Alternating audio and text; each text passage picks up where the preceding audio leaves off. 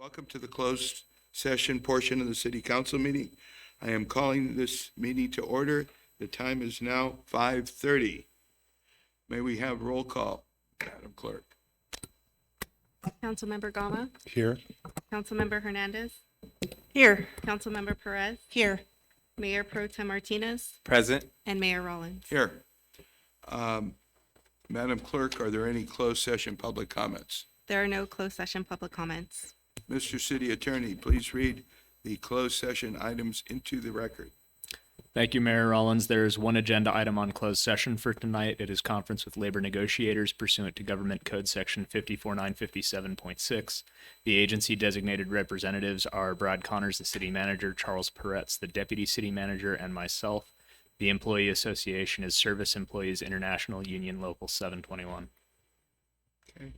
Do any councilmen have any conflicts to disclose for the listed closed session agenda items?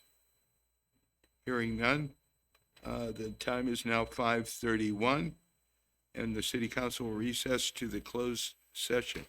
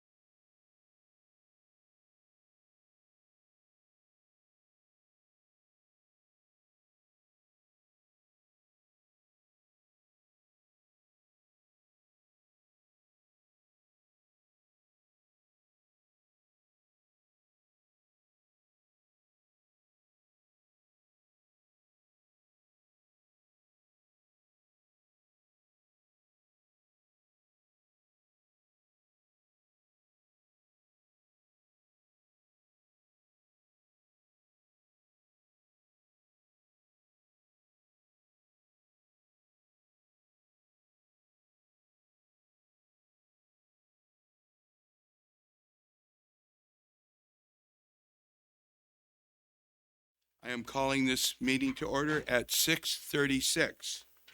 Please stand and join me for the flag salute.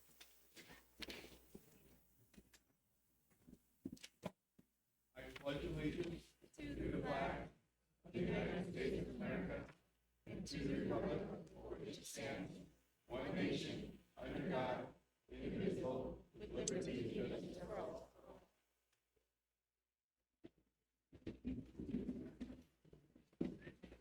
Madam Clerk, can you please take roll call? Councilmember Gama, Here. Councilmember Hernandez, Here. Councilmember Perez, Here. Mayor Pro Tem Martinez, Present. Mayor Rollins. Here. Our inspiration tonight is by Mayor Pro Tem Martinez. Good evening, everyone.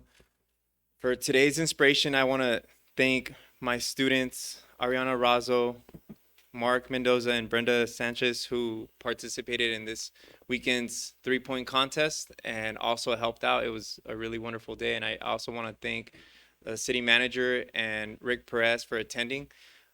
It was a really fun day, and I hope more people participate. There's going to be more sports, baseball and volleyball and soccer coming up. Thank you. Mr. City Attorney, can you please provide a closed session report? Thank you, Mayor Rollins. There was no reportable action taken in closed session tonight. Okay. This is general public comment, and we have a lot of people out there, so I'm assuming we're going to have some good general public comment. We will now hear from the general public comments not pertaining to items on the agenda, including any written comments received by the city clerk. Any comments from those who are participating live with us this evening? Well, we would like, with us this evening, we'd like to ask you to use Zoom raise hand feature. So, well, they won't be using if they're performing live. Oh, okay. I'm reading a script here. It doesn't. Anyway, this will be the same process for comments pertaining to each agenda item as well. Staff will unmute your mics, and you will have 3 minutes to provide comments. Do we have any public comments tonight? We do have public comments. I think I'm going to start with a written public comment because that's more general. There are several here that are regarding the trees. I don't know if you want to Okay. hear them. Okay, so we'll listen to the written. Okay, so we want to listen to the general public comments first. Okay, so the first general public comment is from Esme Velasquez. She says, "My name is Esme Velasquez, and I wanted to say thank you to council members Gama and Hernandez for taking the time to reply to my email about my son being bullied out of Wainimi High School. Mr. Gama's email was genuine, and I appreciate him extending his support to my family. Ms. Hernandez's reply was so sincere and encouraging that she made me cry. Also, a shout out to La Playa Soul Restaurant. I live around the corner and had some really sad days where I didn't cook food and I would send my kids to grab breakfast and lunch. Both are artistic, so I'd send them with a note and cash, and they were able to successfully order and wait for their food with no problems every time.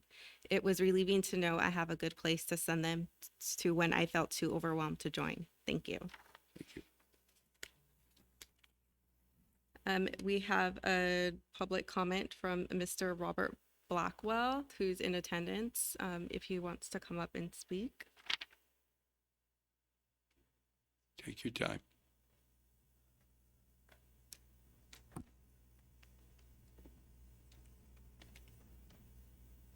I live over at Mar Vista, over on Scott Street, right here. And across the street at 156, there's an empty field there that I believe is owned by the city. And we're trying to get a sidewalk put in there because we have a lot of seniors that live at Mar Vista. Cars have to park there because there's parking is not enough, and people get dropped off there and they have to get out and get on a weeded, empty lot.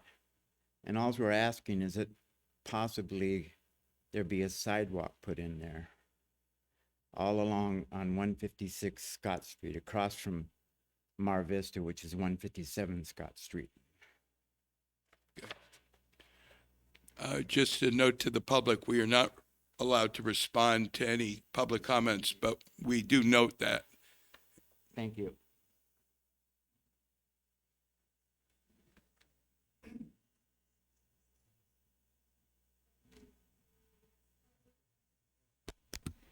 The next public comment, I'm going to read, it's going to start the trees.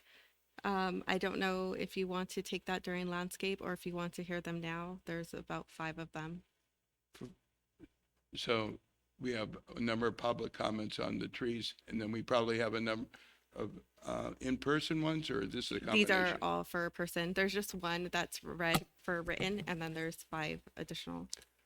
Could I make a motion to, I know we're not to the agenda approving, could we move item 17 to the front after presentations and then hear from both public and, or hear from all the comments and then discuss that item? Okay. Yeah, I would agree to that. Do we need to make a vote on that? Yes. So I'd like to make a motion to move item 17, I believe, yes, to the front of the, before the consent calendar agenda. I'll second. Okay.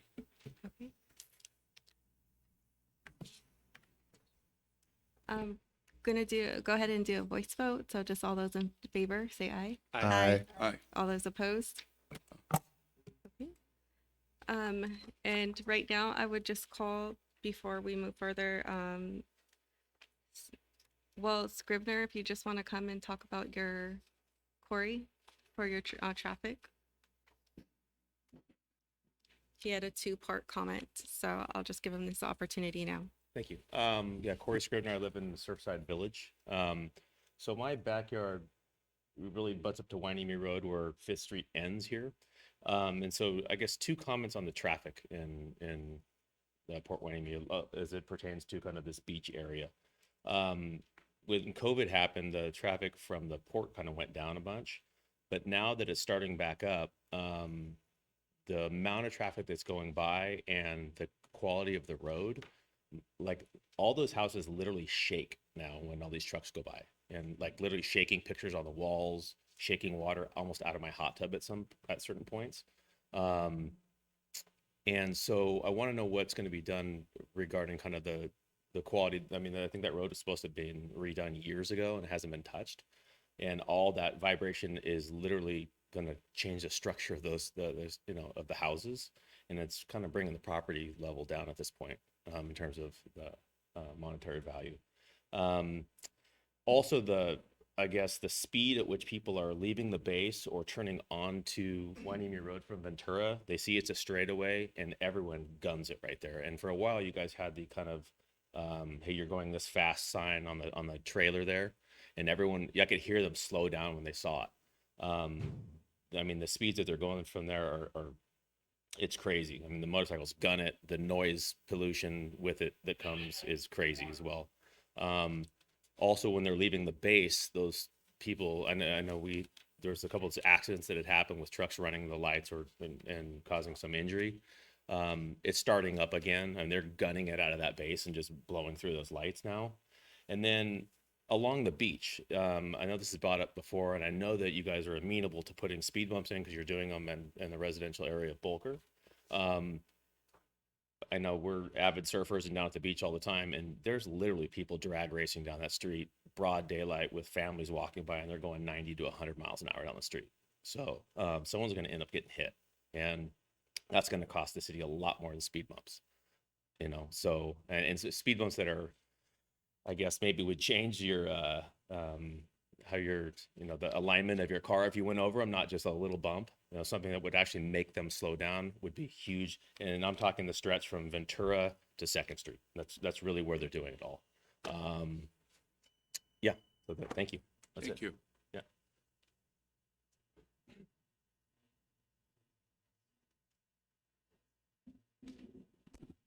That's the end of the general public comments, so you can move forward.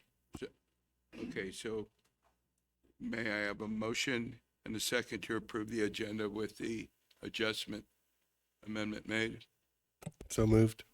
I'm going to have to ask the council to pause for a moment. Apparently, we have a muting issue on Zoom.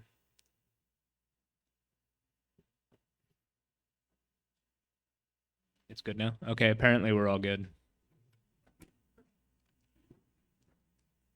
Madam City Clerk, can you mention where where that item will be moved to exactly? Member Gama, did you say before the consent calendar? Yes, it was before the consent calendar, After presentation? after presentations. Okay. Mhm. Got it. Okay, so moving on, we're going to have a presentation. The number one, recognition of the Police Officer of the Year by Chief Salinas. Oh, no. Well, that's what I just mentioned. Oh, okay. Can we approve the agenda with the amendment that we just made? Councilmember Gama made a motion. I'm just waiting on the second. Second. All in favor? Aye. All opposed? Yeah, I thought you just said. Okay. Now, can we move to the presentation of the year? Recognition of the Police Officer of the Year. Good evening, Mayor Pro Tem, City Council, City staff, those of us joining us here and via Zoom. I'm Sergeant Eric Starna. I'm representing Chief Salinas tonight in our police administration, as I have the fortunate opportunity to introduce our 2021 Police Officer of the Year. If I can call up Officer Joel Magana, please.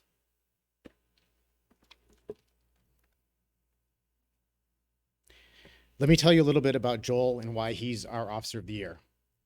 What makes this award even more special is that this selection is made by a vote of his fellow peers. What makes this evening special for me tonight is I've had the opportunity to supervise Joel for the past year and a half. Officer Magana started his career with the Port Hueneme Police Department as a reserve police officer in August of 2020. He quickly started donating his time, putting in a lot of reserve hours on patrol. In December of 2020, he was promoted to a full-time police officer. In a relatively short period of time, Officer Magana has established himself as a very productive and well-liked officer. In addition to the 980 hours of training he received in the police academy, he has already completed over 200 hours of in-service post-training. Joel is also certified as a crisis intervention team officer.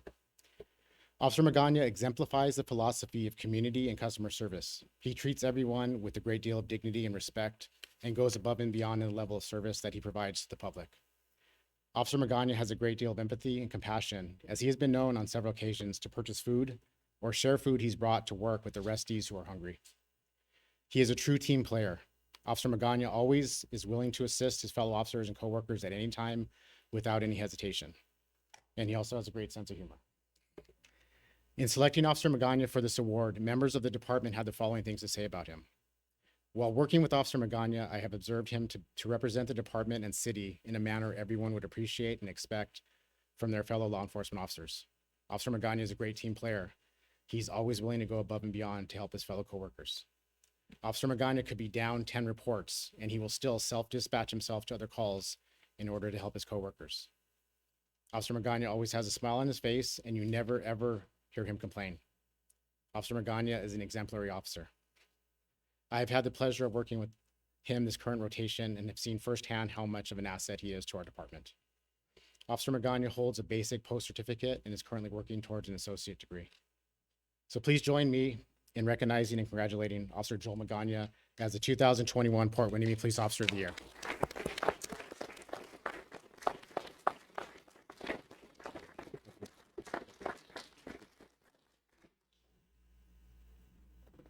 Okay. Would you like to say anything?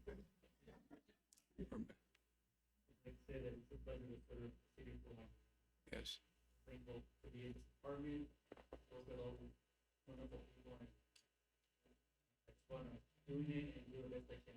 Yeah. Well, thank you, and we appreciate your dedication. Would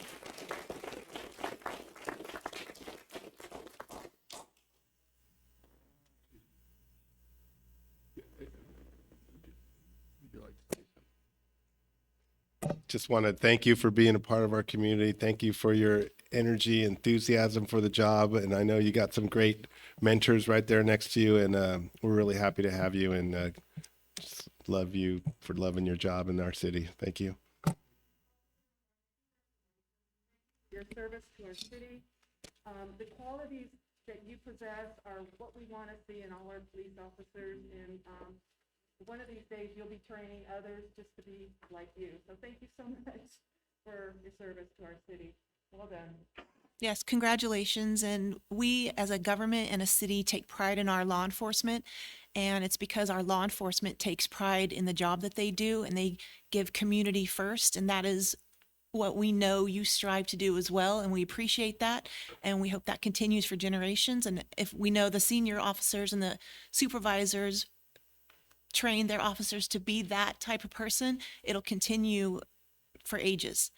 So we hope that you take pride in that and look forward to being a long tenured supervisor. So we thank you. Yes, congratulations. And I just want to reiterate, that's why we have one of the finest police departments, I think, in the Southern California. So thank you. You're a part of a good team. Okay. We'll now move on, youth recreation programming, and that will be given by Ms. Hanley, I think.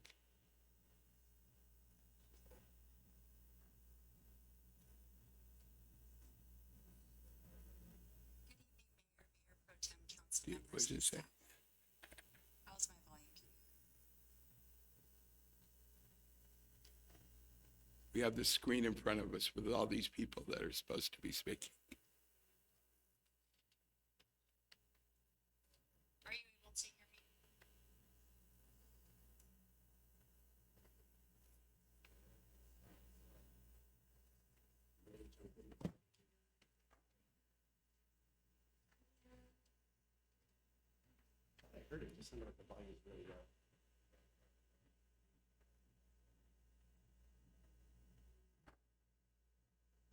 While we're waiting, hope everybody had a nice weekend. Which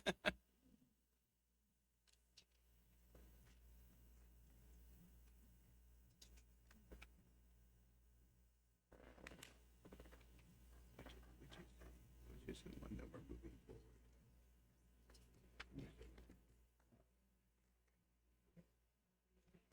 Anna, are you able to hear us? I can hear you. Oh, I can hear you slightly. It kind of sounds like that.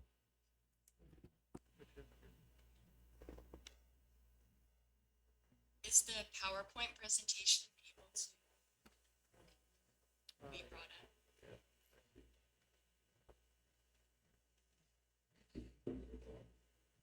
I can proceed without it if you prefer.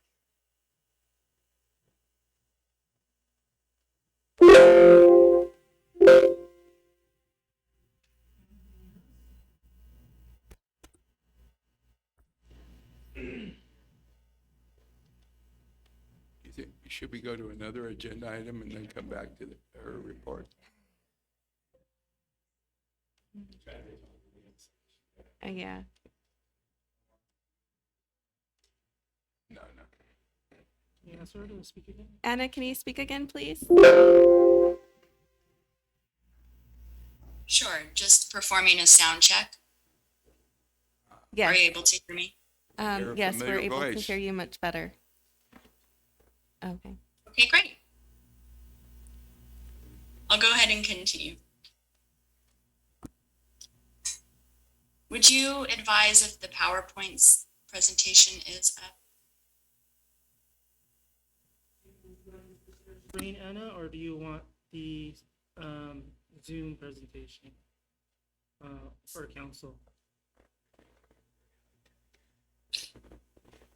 If the screen could appear as the first slide in the PowerPoint or the slide deck, Okay, that would be great. got it.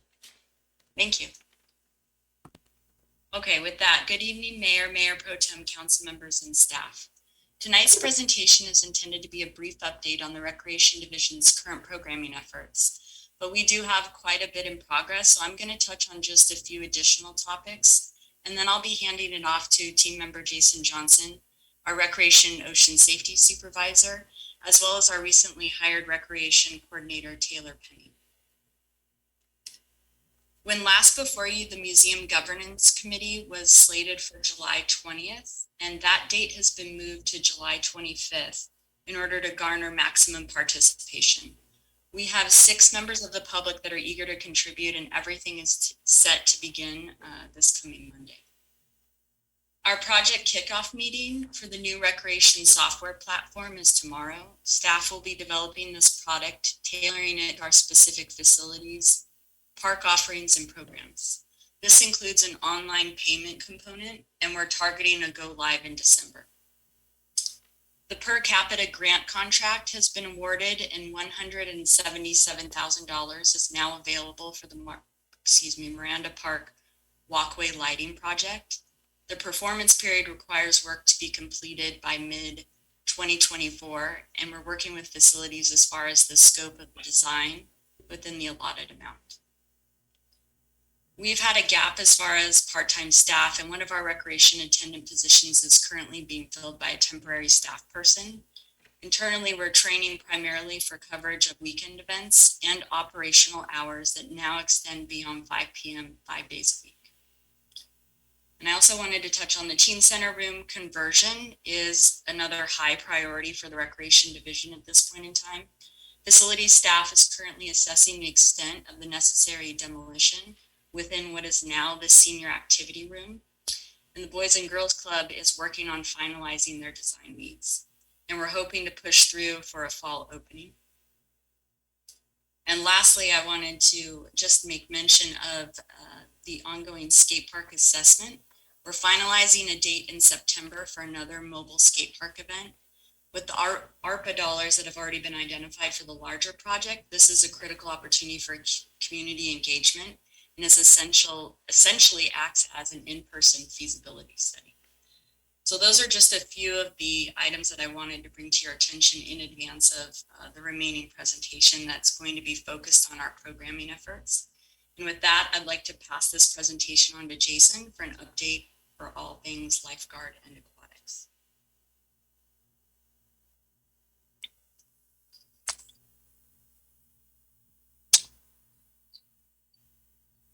Good evening, Mayor Pro Tem, council members, staff members, and members of the public. I'm here to give a brief update on the lifeguard program, where we stand, and a couple other additional items, junior lifeguards, as well as Learn to Swim program. Can you all hear me okay? Yes. Is that a yes? Yes. Yes. Oh, awesome. So we kicked off our summer a little bit earlier on the Memorial Day weekend. And currently we have a staff onboarded of a total of 52 guards. 3 of those are returning guards, with 9 new hires that we took on in addition to that 43 that we're returning. Of those guards, most of them are 1 to 2 year recent academy graduates or recent employees or seasonal lifeguards. And so the focus this year, as we get into the summer, is very specifically dedicated to training not only the 4 new tower supervisors or assistant lead lifeguards, but also working with training all the new guards on every aspect of the beach operation. And that's going exceptionally well. In fact, just this morning, we had a very critical rescue in large waves at the beach with a person who was clinging to the pier. So I'm very proud of my team and what they've been bringing to the table. Currently, we're working on 7 days a week operation from 9:30 to 6 daily. In addition, we just started our second session of JGs, which I'll be getting into shortly. Could I get to the next slide, please?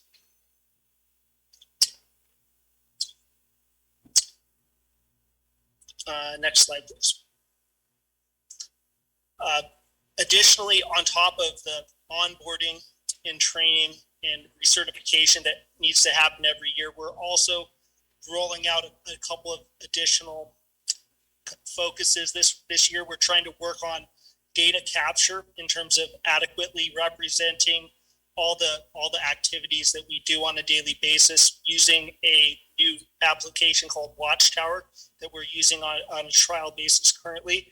So that helps us to identify how many marine mammals we see and protect if they're on the beach, how many birds are addressed, how many rescues, all the training that we do on a regular basis.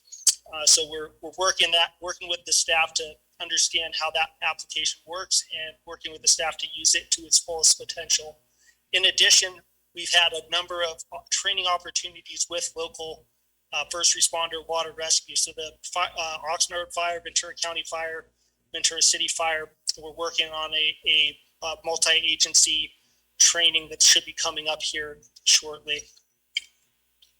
Okay, get the next slide, please. So junior lifeguards. So far, like I said earlier, we started our second session today. In the first session, we had over 100 participants of kids who are now equipped to deal with the ocean in a safer manner. The highlights of that first session where we did have a Coast Guard demonstration where I know I saw some of you down at the beach where the Coast Guard helicopter landed in our parking lot, and the kids and participants and people who were in attendance were able to get some firsthand information as to what goes into being a rescue swimmer or a Coast Guard helicopter pilot. And it was, I think, very impactful for our kids and for our staff. Additionally, this is our first year we had a day kayaking in the Channel Islands Harbor using the Cal State Channel Islands boathouse as a launch point, which was actually a really great opportunity again for discussing water safety in a different environment than, say, the waves. Block the Blaze of the John Wayne Foundation came out and handed out hats as well as sunblock and gave a presentation on skin cancer and how to avoid that, which is always an annual thing that happens at each session. Our kids had a great time out on the islands with the island trip where they went out through Island Packers to Scorpion Cove. And finally, we continued on with our weekly newsletter to the parents, which keeps them updated and advised as to exactly what's going on week to week, as well as recognizes outstanding junior lifeguards for that week. We've also started implementing a uniform, which we offer to the parents, which allows us when we go to competitions and other events to be more of have a team presence. Could I get the next slide, please? So session 2 started today, and this is the second year in a row we had more participants in the second session than the first. So we have over 120 participants in the second session. We're looking forward to a invitational competition, kind of like we did last year, which will be on July 27th at our beach with the local agencies of Carpinteria, as well as our junior lifeguard program from Leo Creo attending our beach and participating in fun-friendly games. The second session will also include an Island Packers trip, and some select junior lifeguards will compete in the California State Lifeguard Surf Association Championship in Huntington Beach, with the potential to go on to the national championship down the road in Newport. Next slide, please. So I know a lot of you have been eager to hear about the Learn to Swim update, and so I'm glad to speak to that. Currently, we finished up our WSI, or Water Safety Instructor and Pool Lifeguard interviews last week. We're working with HR diligently to get the staff from those interviews onboarded. And our next steps are to go ahead and get each of these new applicants and new lifeguards trained in Red Cross swim instruction, pool lifeguard, and WSI training. So looking ahead, we hope to be able to continue that program without interruptions through the summer, fall, and spring, and with a target date of mid-August to start the late summer Learn to Swim. Is there another slide? Nope. And with that, I will go ahead and hand it off to Taylor for further updates regarding other events and activities that she's been working diligently on. Thank you.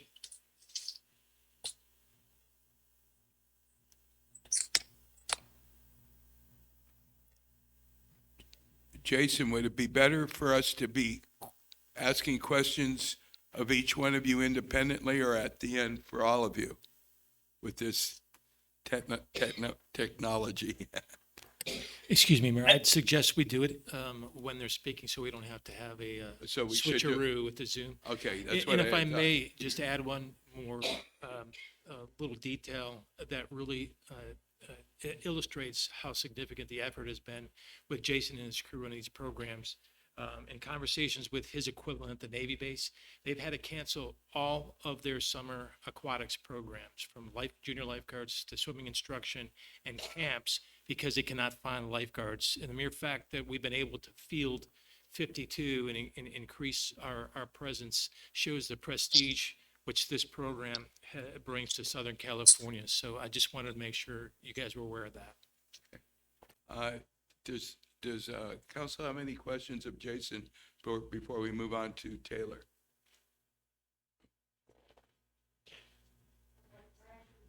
Okay, Councilperson Hernandez. Thank you, Jason, for your presentation. It's really great to see all the hard work and productive work you are accomplishing out there. I had a question about the app and the ability of you to collect data through that app.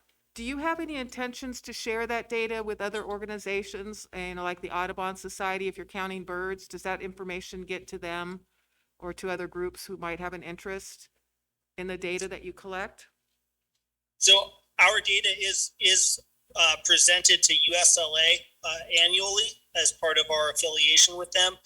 Beyond that, I don't know if they hand that off to other agencies, but that might be something to look into in the future. Okay, great. Thank you. Councilperson Perez. Yeah, I wanted to ask a question about the Learn to Swim program. Was that something that's coming back this summer, or was that put on hold to another time? So we got the pilot off the ground after last fall, or kind of late fall, early winter, and we ran 2 different sessions of it with a lot of impact. I think we had over 90 kids trained to swim. However, because the only people we were able to secure for that program were crossovers from the Ocean Lifeguard, we had a little bit of a everything coming to a head with those lifeguards going back to the beach and trying to recruit new people in a very difficult recruiting environment. So we hope with the new employees of WSIs and the pool lifeguards to not have that interruption in the future, and it would be a standalone throughout the year program. Thank you. Yeah, Jason, I just had a couple, just as an education. To be a junior lifeguard, is there any kind of a swimming requirement? We do a swim test that is dependent a little bit on our conditions. For instance, today we could not hold our swim test because the waves were 6 to 8 foot.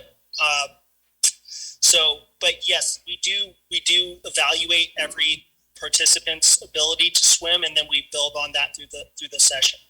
Yeah, so I'm looking forward to this year-round swim program, so we'll be able to feed swimmers up to the junior lifeguard program. On the other end, do you have any examples of people who have participated in the junior lifeguard program that have become lifeguards for you? Well, I went through our program many years ago, so I'm one. We do have a handful of additional lifeguards who did start out with us as junior lifeguards and then are currently working right now. So it's great to know it goes full circle. Finally, for kids who cannot afford the junior lifeguard program, do we have a scholarship program for them?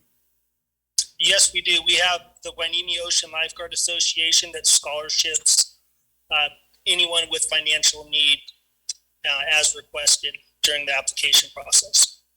Okay, well, thank you. Without any further questions, thank you for your report. It's very fulfilling to know that we have a fine program and it's getting even better under your leadership. So we would now hear from our second person from the Recreation Division.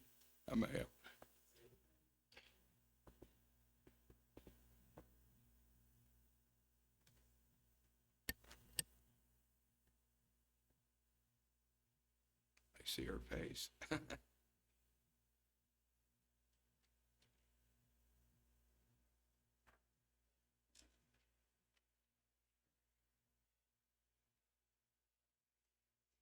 Can you guys hear me okay? Yes, we can. Yes. Okay. Okay, well, my name is Taylor Penny. I'm new to the city as well as the recreation department. I'm the recreation coordinator. And I'm just going to talk to you a little bit about a few events and activities that I've been putting on through the community center or Bean Carpenter Community Center. The first one that's up on the screen is, which I hope it will be the first annual, and we'll do this every year, Touch a Truck event on Saturday, October 1st from 11 a.m. to 3 p.m. at Wainimi Beach. This will be a free event for kids, families, anyone to come and see and touch and feel and learn about their favorite trucks. We won't just have trucks there. We hope to have all different type of vehicles. We'll have ambulances, fire trucks, hopefully a military vehicle, a police motorcycle. I'm trying to partner with other agencies and companies to fill up a parking lot with different vehicles for kids and adults if you like to learn about trucks. Come in and visit with all of them. We will also have face painting, hopefully a petting zoo, a bunch of food trucks, music. So it should be a nice family day out at the beach. So that is this event. If you would like to go to the next slide.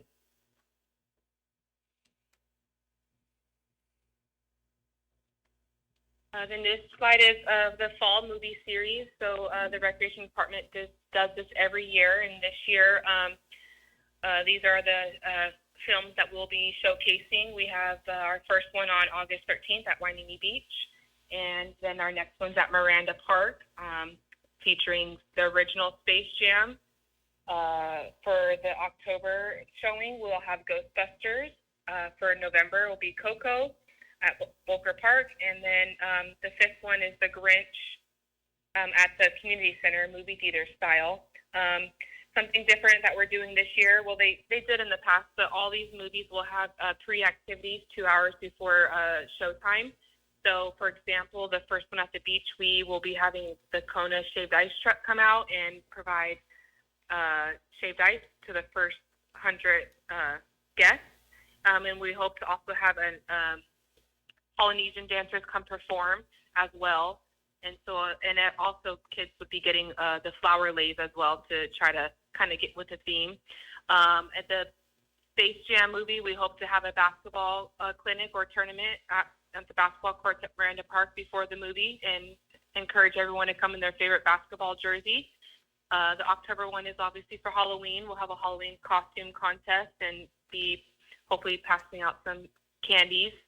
The fourth one for Coco, we were going to be doing this at Boulker Park with making the luminary bags. We'll be providing the white paper bags and markers and crayons for people to create a bag in memory or honor of someone and put little candles in it and light up the park. And then the fourth one is different this year. It'll be inside of the community center in the auditorium.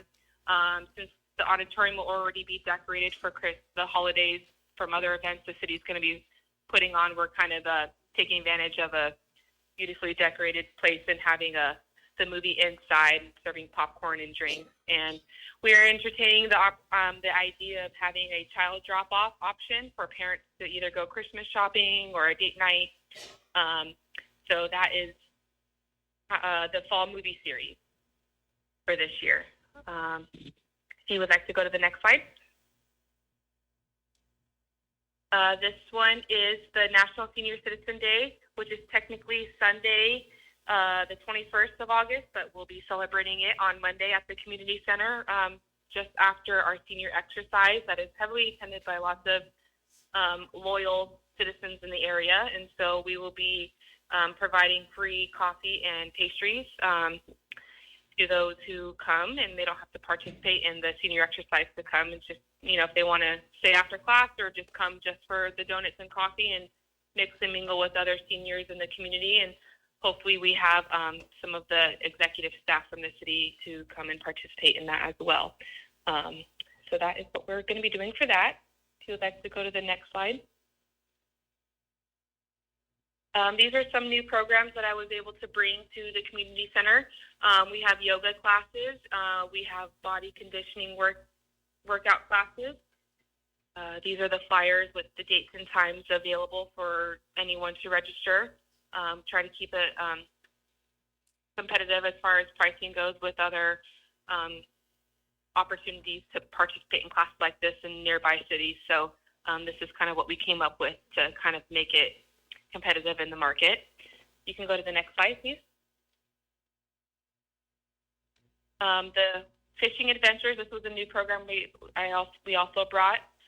This is with the Guppies that some of you may know of them who are kind of existent in the community already. And so we were able to partner with him, and on we have 3 sessions. We just completed our second session last week, where they have day 1 in the community center and learn about the ecosystem, how to fish. They go out in the grass area and practice throwing their fishing line. They go out to the little pond in Bubbling Springs and practice. And then on Friday, they head to the pier and they actually fish for the 4 hours of class and execute everything they learned. And so it's been really successful. It was free to the kids, and we have our 3rd session of this summer in the beginning of August. And so we hope to partner with him again towards the end of the year during like Christmas break for school, and definitely next summer too. Taekwondo is another program we're going to be starting soon. Just trying to get the instructor through the process of becoming an independent contractor. But this will be a class that's heavily anticipated by the kids that currently participate in programs. So this will be one we'll be getting up hopefully very shortly. You can go to the next slide. And gymnastics, or Cartwheel A Go-Go, that's an existing program we've had for a while. Just kind of revamped the flyer and added the new session, the summer session dates. We had a lot of kids signed up for July, and each month it just keeps growing. So this is definitely a very popular class for kids. And then Sharon Sislin Senior Exercise Class, she's been doing it for many years. This is just kind of a revamped flyer that I created to attract the attention of those who want to participate. And so, again, she does exercise every Monday, Wednesday, Friday at the the community center, which on those mornings it's the senior center because they take over the place. So those are the programs we have right now. One thing I'm kind of roadblock I'm running into is marketing. And so the team with Anna and everyone, we're trying to figure out how to get this information out to the public, because a lot of people don't know about all these great things that the community center provides, or just what the city offers in general. And so any thoughts you guys may have, please share them with Anna or myself on how I can get these programs and classes out to the public and the community so they know. I know I promote it whenever I'm out and about. But I'm just one person. So besides, posting our website and having flyers in our community center, I kind of have to figure out how else can I get all these great things that we provide. Most of them are free out to the public. So that is the end of the recreation presentation. I'm open for questions if anyone has any. Thank you very much for a very creative presentation. At this point, do we have any comments from our council? Just really excited to see all the focus on youth activities. Really excited to see the continuum for the Learn to Swim program, despite the problems that we've incurred. But really, it's a good time to be a kid and a senior in Hueneme. I just want to thank you for the presentation, and Taylor, welcome to the city. And I know with your background in the Boys and Girls Club, I'm looking forward to the enthusiastic recreation ideas that you may have. I just want to say that I'm really excited. You already have shown a lot of creativity as far as some of the ideas that you've had. In particular, I think the child drop-in program in the holidays will be of much interest to a lot of the family members, because it's a busy time a year, and I think that will be well received. And then the Touch a Truck program also, I think I can remember when I was younger, getting to get on some of these trucks, I think will be really exciting to the kids. I had just one question. What was the thought process? I know that you moved the movies in the park. It was traditionally a summer program, and it's moving it to the fall. I was just curious what the thought process was behind that. From my understanding, again, I'm new, but they've always kind of done this, the movie series in the fall. The one that is new is the movie showing in December, and we tried to take into account weather. So that's why we're having it inside of the community center. So weather shouldn't be an issue with that one. Anna, do you want to chime in on past movie nights? Sure, absolutely. I think when we were looking at the thematic elements that could contribute to making the event a bit more engaging is when we could tie it to seasonal items. And so it lent itself in that regard. And so we wanted to explore the connection to like the seasonal theme in conjunction with the movie offering, because quite frankly, I think one of the unique attributes of this team is that we never want to rest on our laurels. We're always going to challenge ourselves to at least make these offerings a bit more dynamic. And movies in the park you can find in about just every city nowadays.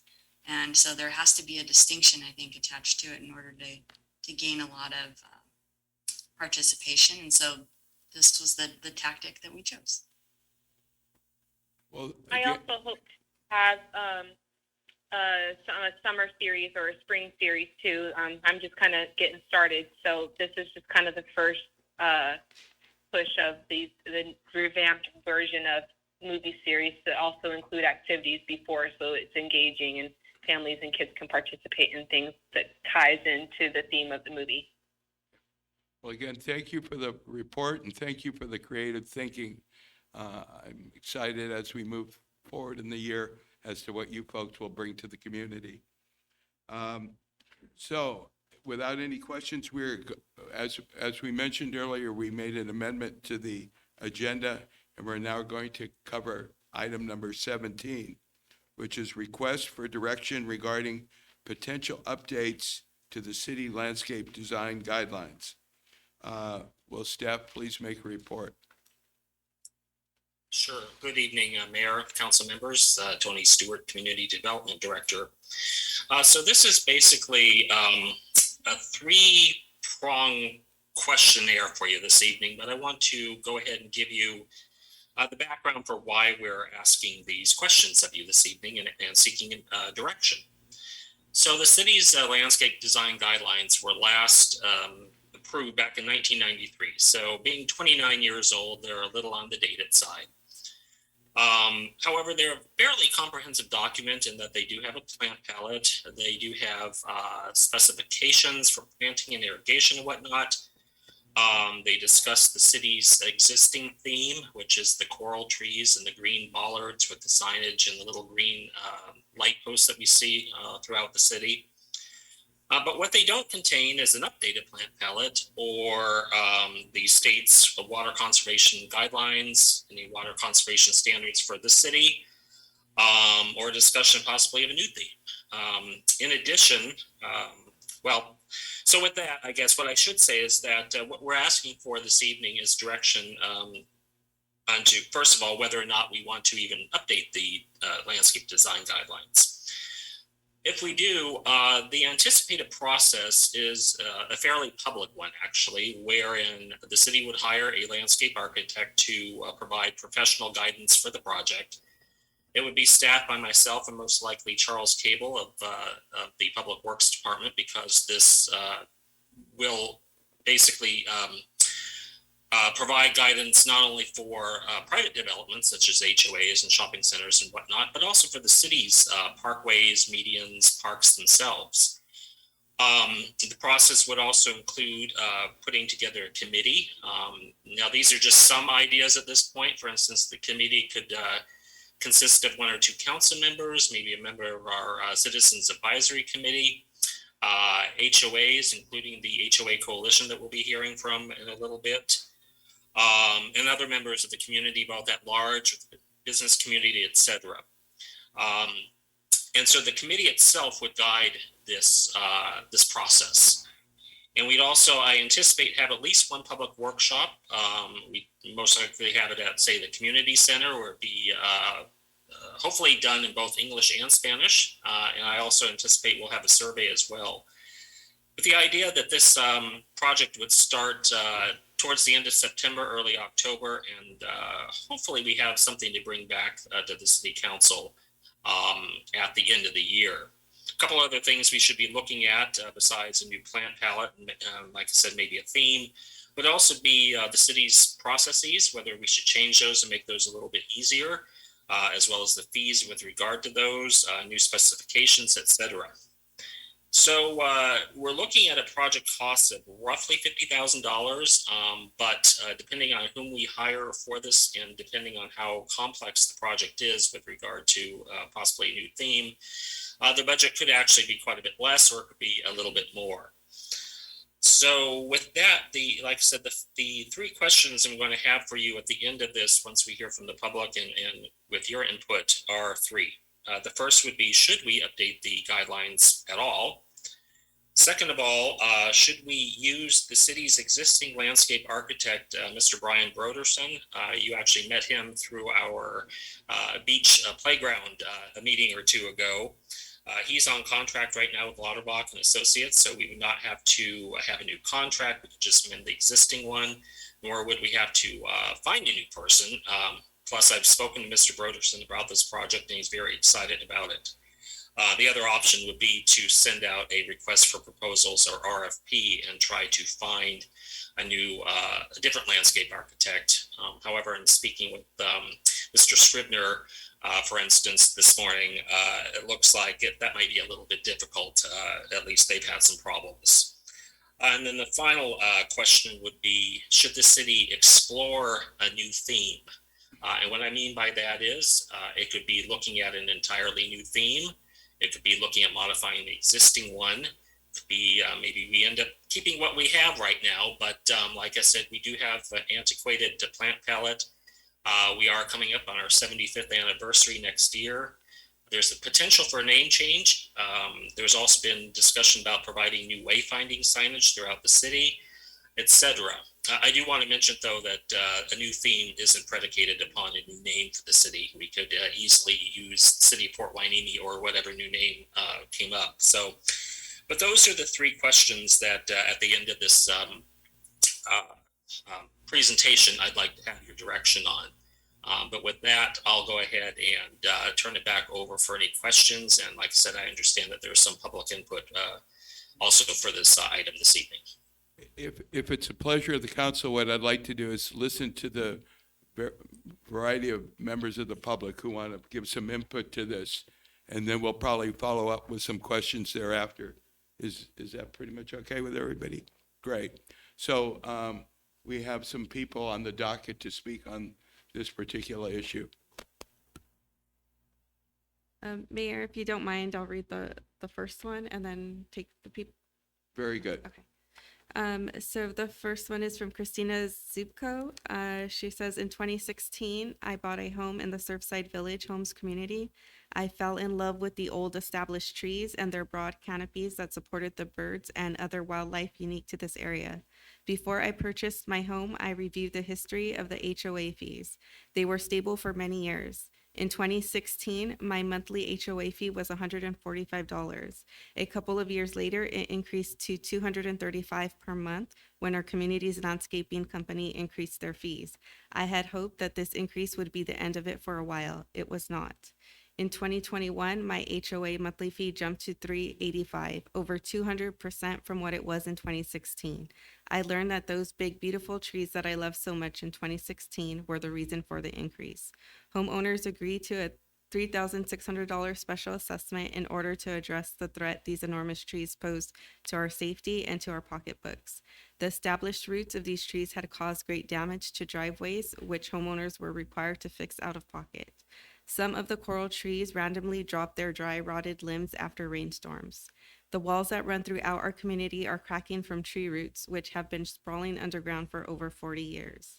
These tree roots are also threatening underground infrastructure, including sewage lines. Today, it is apparent that the original landscapers were not thorough in researching the impact that the young trees they planted, once they matured, would have on hardscape and underground infrastructure. Now I'm stuck paying for their lack of foresight. Thankfully, I have a responsible HOA board that is addressing this tree problem and is using part of my $3,600 special assessment fee to pay for a well-respected arborist. I understand that the city of Port Hueneme has a tree policy that dates back to the 1970s, a time when drought and climate change were not a concern. That policy requires that every tree that is removed be replaced with another tree. However, according to our community's arborist, this rule can't be applied in all circumstances. Today, there are guidelines for space allowances for trees and their root systems and their canopies. I also learned that recently the city has imposed additional fees to remove trees. If this is true, I hope that our elected city council members would be mindful of the fiscal burden they are placing on their constituents, who are already facing a crippling 9.1% inflation rate. As an informed voter, I would like to know where my elected officials stand on policies that impact my pocketbook. This inflexible, outdated, and fee-laden tree policy is one of them. I request that the Port Hueneme City Council place a review of the tree policy on the September agenda so that the city council members' position on this tree policy can be on the record. Respectfully, Christina. Okay, so now I will call up the first person. It is David Scribner.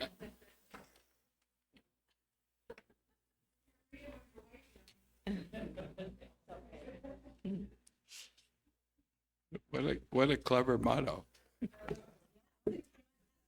We got some talent. We got some talent. Yeah. Sure.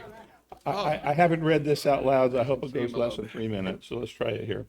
Good evening, Mayor, Mayor Pro Tem, City Council members, and city staff. The largest unanticipated expense confronting the majority of HOAs in Hueneme is directly related to tree problems. The city's original landscape guidelines were put in place without regard to what would happen when trees matured. The landscape architects who developed the original designs made egregious errors, and city staff signed off on the plans. Species with invasive root systems were planted in inappropriate locations, often within inches of hardscape and utility lines. This resulted in extensive damage and costly remediation. Additionally, climate change has resulted in long-standing drought, which is threatening the health of the mature trees we have and limits the ability to replant trees. The current set of guidelines are obsolete and unworkable. In 2000 or 2021, the city enacted changes to the fee structures related to landscape. It established a permit fee for tree removal and replacement of problematic trees. This compounded the financial problems of HOAs. Frustration with this process was a major factor in the formation of the Hueneme HOA Coalition. There are currently 39 HOAs in Hueneme. A high percentage of residents live in these associations, and their dues are directly tied to landscape costs. These costs have caused HOAs to impose special assessments, raise HOA dues, etc. If you live in any of the HOAs in Hueneme, your dues have increased and will continue to increase due to problematic trees. You can also expect to be hit with special assessments. This will increase the cost of home ownership, resulting in higher rents and probably increase homelessness. The Hueneme Coalition has met with city staff on 2 occasions in an attempt to understand the current rules and attempt to resolve these issues. It has not gone well. The guidelines the staff is required to stick with basically are unreasonable, and it puts the staff in an impossible position of having to enforce archaic and unworkable rules. So I feel bad for the city staff having to do this. There needs to be a change in policy. We request that trees and fees be placed on the agenda so that the community can participate in a collaborative process to address the current problem. Well, I guess we started that tonight unexpectedly. There's election in November. The coalition would like to have council members' positions on record before the election so voters can make informed decisions about who to vote for. The council goes on hiatus for the month of August, and we were formally requesting that we visit this in the first session in September. Oh, I did it. All right. Perfect. Yes, Mr. Scrivener, you have a question from one of our council persons. You mentioned that all HOAs are being impacted, and my HOA, we haven't had an increase in a few years, and I guess I'll have to go and look and see when that last increase was made and why it was made. How have you surveyed, have you done a study of all the HOAs to back up your statement that? All you have to do is to walk through any of these places and look how big these trees are. I think you're in Las Palomas? I'm in Las Palomas, yes. Las Palomas, you have enormous amounts of coral trees. Yes, we do. That are doing huge damage. And, you know, when I became the board president of Surfside Village, I took one look at what was going on and where our reserves were and was horrified. We've been there now for 5 years trying to fight this. Those coral trees are going to run you between $5,000 and $8,000 each to get out by the time you pull them out and fix the damage that they've done. And they're just going to, every day that goes by, they get bigger and more dangerous. And by the way, I walked through some of these places. Las Palomas is beautiful. I mean, I love trees. I'm really, I've always been really impressed driving into Hueneme from Oxnard. We've had really good work here. The trees on Ventura Road and all the way down to the beach have been beautiful. But you're looking at them going, small trees are beautiful, huge trees are problematic. Briefly, if you've been to Mission Plaza, Mission Park in Ventura, there's a giant ficus tree right in that park. That's how big ficus trees get. It's probably 100 foot across. It probably has I took pictures of it the other day. It probably has a trunk on it that's 10 feet in diameter, not the radius, 10. That's a fine tree to be placed in the middle of a place like that. Our landscape design put those within 18 inches of everything. I mean, we're 18 inches from curbs, from sidewalks. The city's had to go in and replace all these things. We've had homeowners having to replace their driveways. And unless something is done, they're going to destroy the entire infrastructure of the neighborhood. So the problem is most people are not aware of this. You know, if we certainly had people doing our landscape design and things like this and focusing on how pretty the trees were and not looking at what the roots were doing. So I would really encourage you, everybody here who lives in an HOA, encourage your directors to do something about assessing your tree situations. If you put a tree next to anything, they'll seek water if they can't get it. And in a lot of our areas, we have compacted soil, so the roots don't go down, they go out and travel as far as 50 feet into other people's properties under foundations. I mean, it's been a mess. Okay, thank you. Thank you. Any other questions? Okay. And next, if I can have Galen Vick.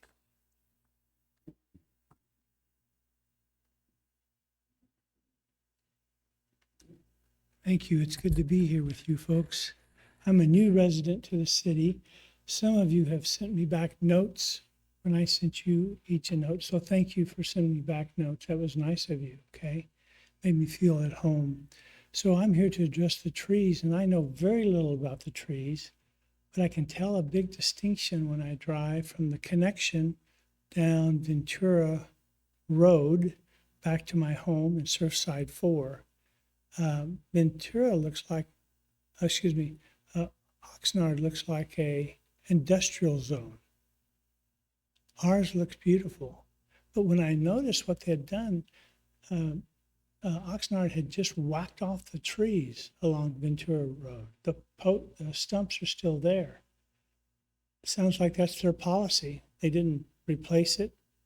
We have a policy, but I'm new to our HOA, and I'm hearing already from our Surfside 4 president, Jay, that we have to take those trees out of our complex. They're beautiful, but they're damaging to our property. It's really amazing. So I don't know if our town has sister towns, sort of we work with other cities. Sometimes you have a city someplace around the world that you connect with because you have common elements. When I visited Singapore, I know it's a little island, but we're a little island here, okay? They tag every tree on their island because they want to monitor it. They know what type of infrastructure they have growing because it's intense like ours is. So one of the things I've had a chance to do since I've been here is I walk around. I'm retired. I don't have a lot to do. Okay. So I walk around and look at things. This morning I was out in Oxnard at that, you'll have to help me. There's a little park or reserve land down at Point Magoo off the beach there a little bit. And I just look at this place, how beautiful it could be if we aligned with another city who has similar type of environment. Now, I know Singapore is not the same temperature as us here, okay? It's hot and muggy. But I think that, what's the phrase? Indecision is costly. So I hope that you can make more good decisions for us as you have done in the past. Thanks a lot, okay?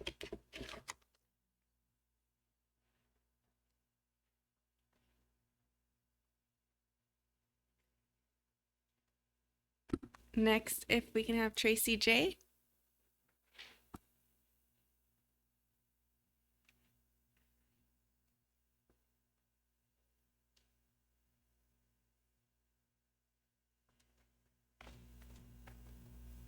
Hello. Hi, my name is Tracy J. I'm a resident. I just said, when people come up, it'd be nice also not only your name, say what HOA you're from. I'm just about to. Thank you. I'm president of HOA and a committee member of the Wainini Coalition.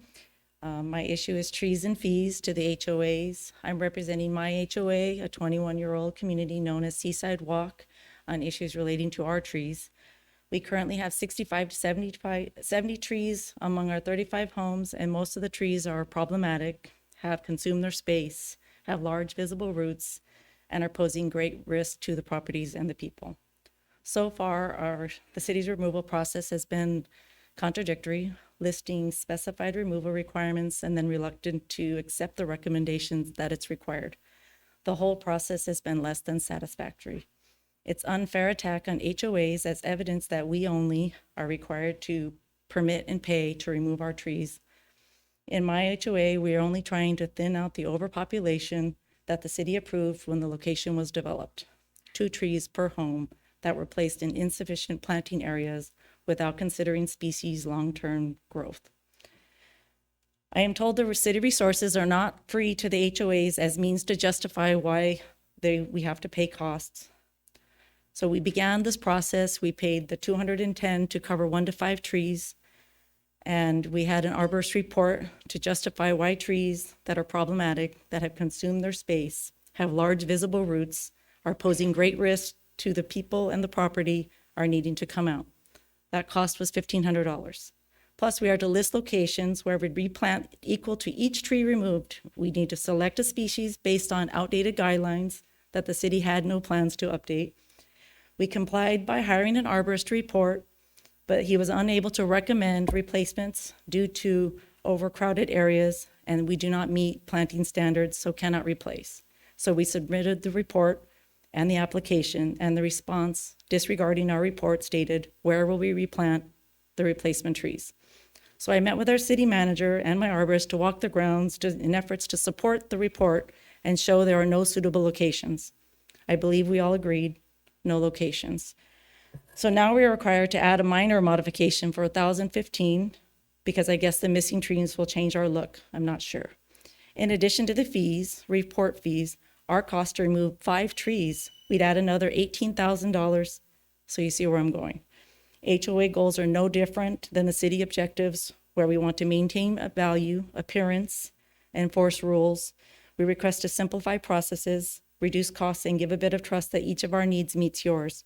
It has been said that the city believes they are in good standing with the HOAs, but the need for the subcommittee of the Hueneme HOA Coalition, a committee of HOAs developed to help solve common problems, is evidence we are not happy. Thank you. Okay, Lisa Darius.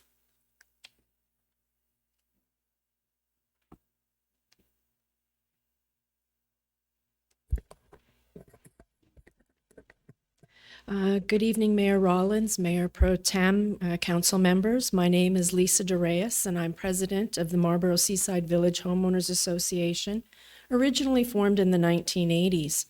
We're a 238-unit community that sits on 10 beautiful acres of land with well over 400 trees.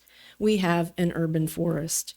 I am here tonight to address council about the untenable position that city tree policy and fees has placed our association in, basically trees and fees.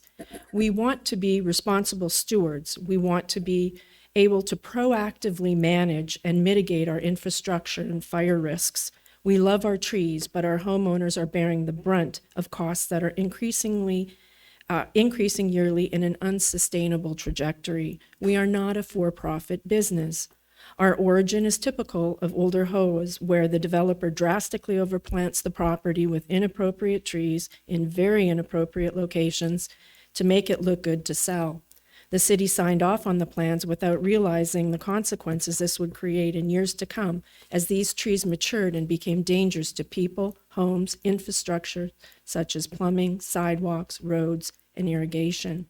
They signed off on a plan that we are literally paying the consequences for. Money and water don't last forever. When we do have to remove a tree, we almost always have to relocate its replacement due to problems it caused in the first place. We are fast approaching a situation where we cannot even responsibly do this. No matter what, the city mandates a replacement, so all we have done is potentially create consequences for others in the future.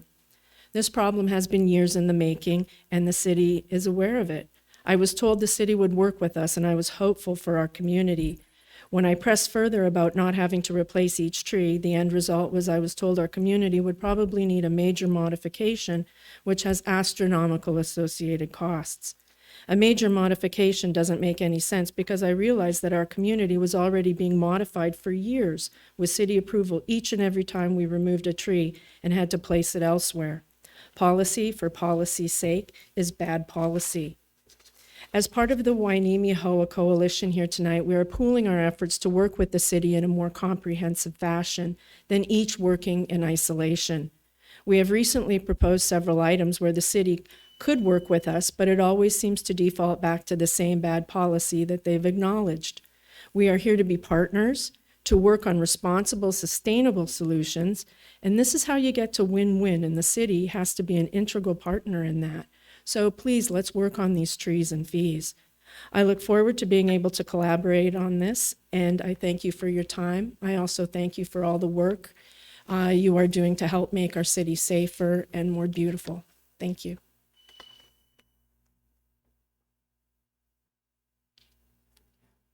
Dan Burke.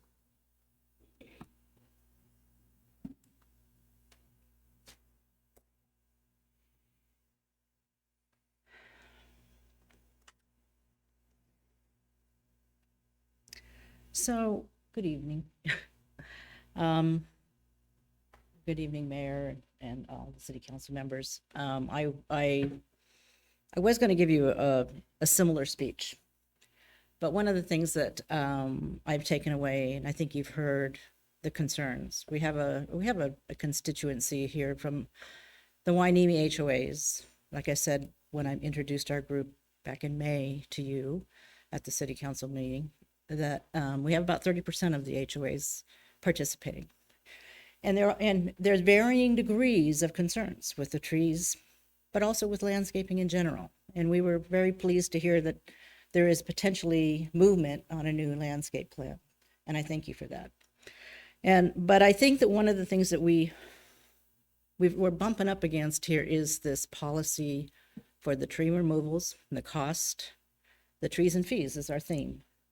And it's really become apparent to us that and I don't know where the stumbling block is, but we have to get over this. We have to find a way to deal with the cost. The HOAs are nonprofits. I know that staff had mentioned that, we're treated like businesses. I respect that. I'm a business owner. I understand modification process and permitting process, and I respect that completely. However, we're a nonprofit and we assess our neighbors. And one of the things that I am concerned about, you've got thousands and thousands of homeowners that are paying not only assessment fees, but we're paying taxes. And so we're sort of at a stalemate of trying to figure out how do we get past this status quo. I'm asking for your help. We're asking for your help. How do we get over the stumbling block to get to a common sense policy that works for all of us, works for you? We're not saying it has to be free, but we need it to be reasonable. Maybe there's a tiered process for the number of trees that have to be removed. Maybe there's solid exceptions for trees that cannot be replaced. Maybe we come to the table as the HOA coalition to help provide those guidelines, to provide input on what's realistic, what makes sense, what's the right thing to do. So I'm not going to get into my speech. I just wanted to kind of recap. I really appreciate our HOA coalition speaking tonight. You guys did a great job. Good job. And I think that, we appreciate the staff. We appreciate what you've done for us. We appreciate being at the table. Let's do more of it. Let's make it happen. We love the city. We want to make it great. We want to make it even better. I've lived here for 35 years. Love it. I live at the Anacapa View Beach Homes, and it's a pretty special place. Thank you.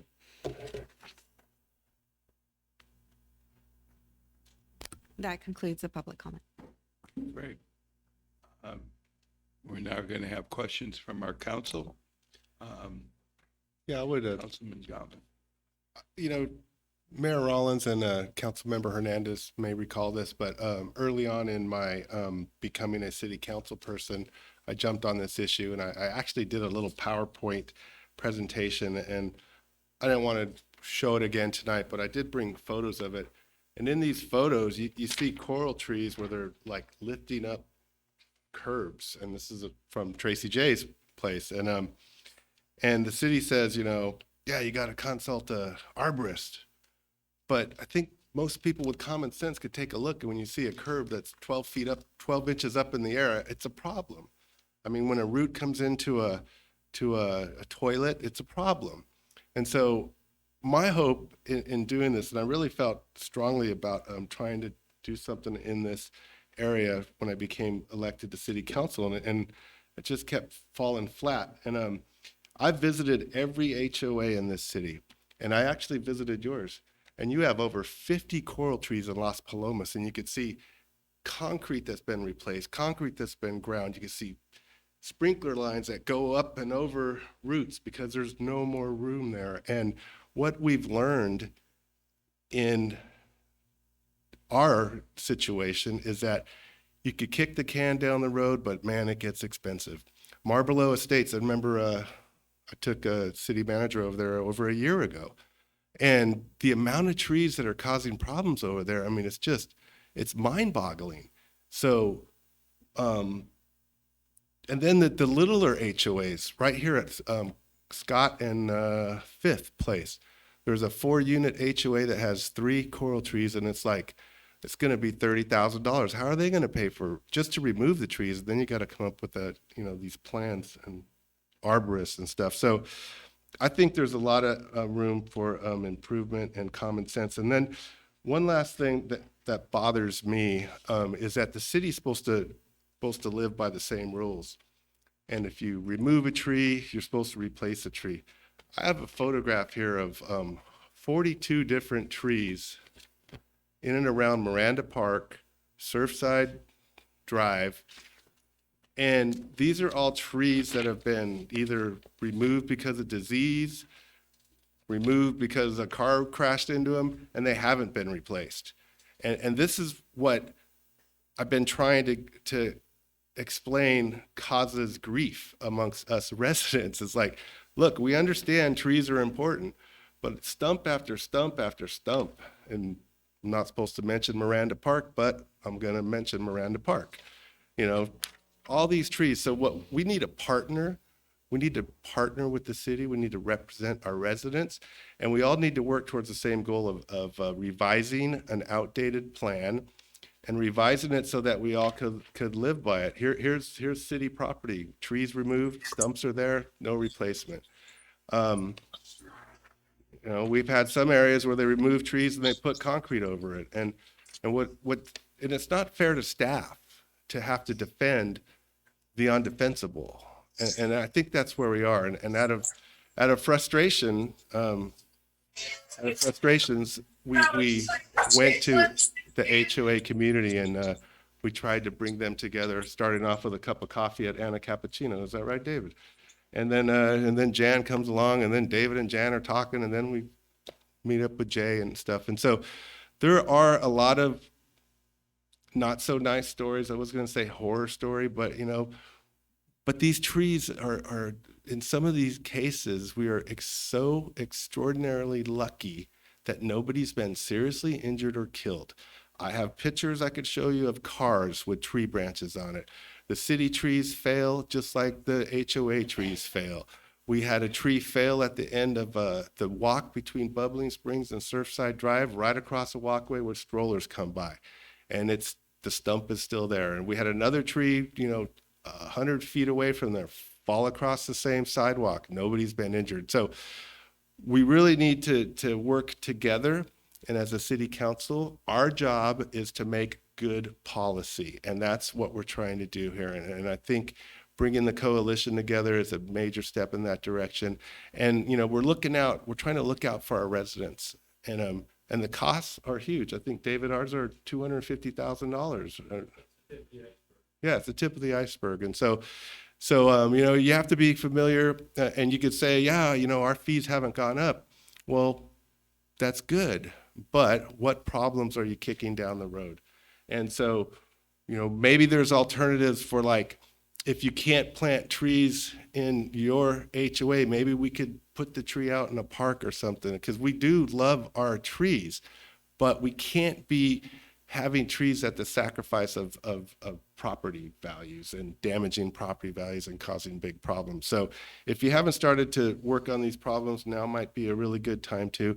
And I'm hopeful that this city council and our city staff and the coalition can all work together and come up with a policy that we could all live under and be proud of, and get beyond the risk that's out there because of it took 40 years to get all the data that we have.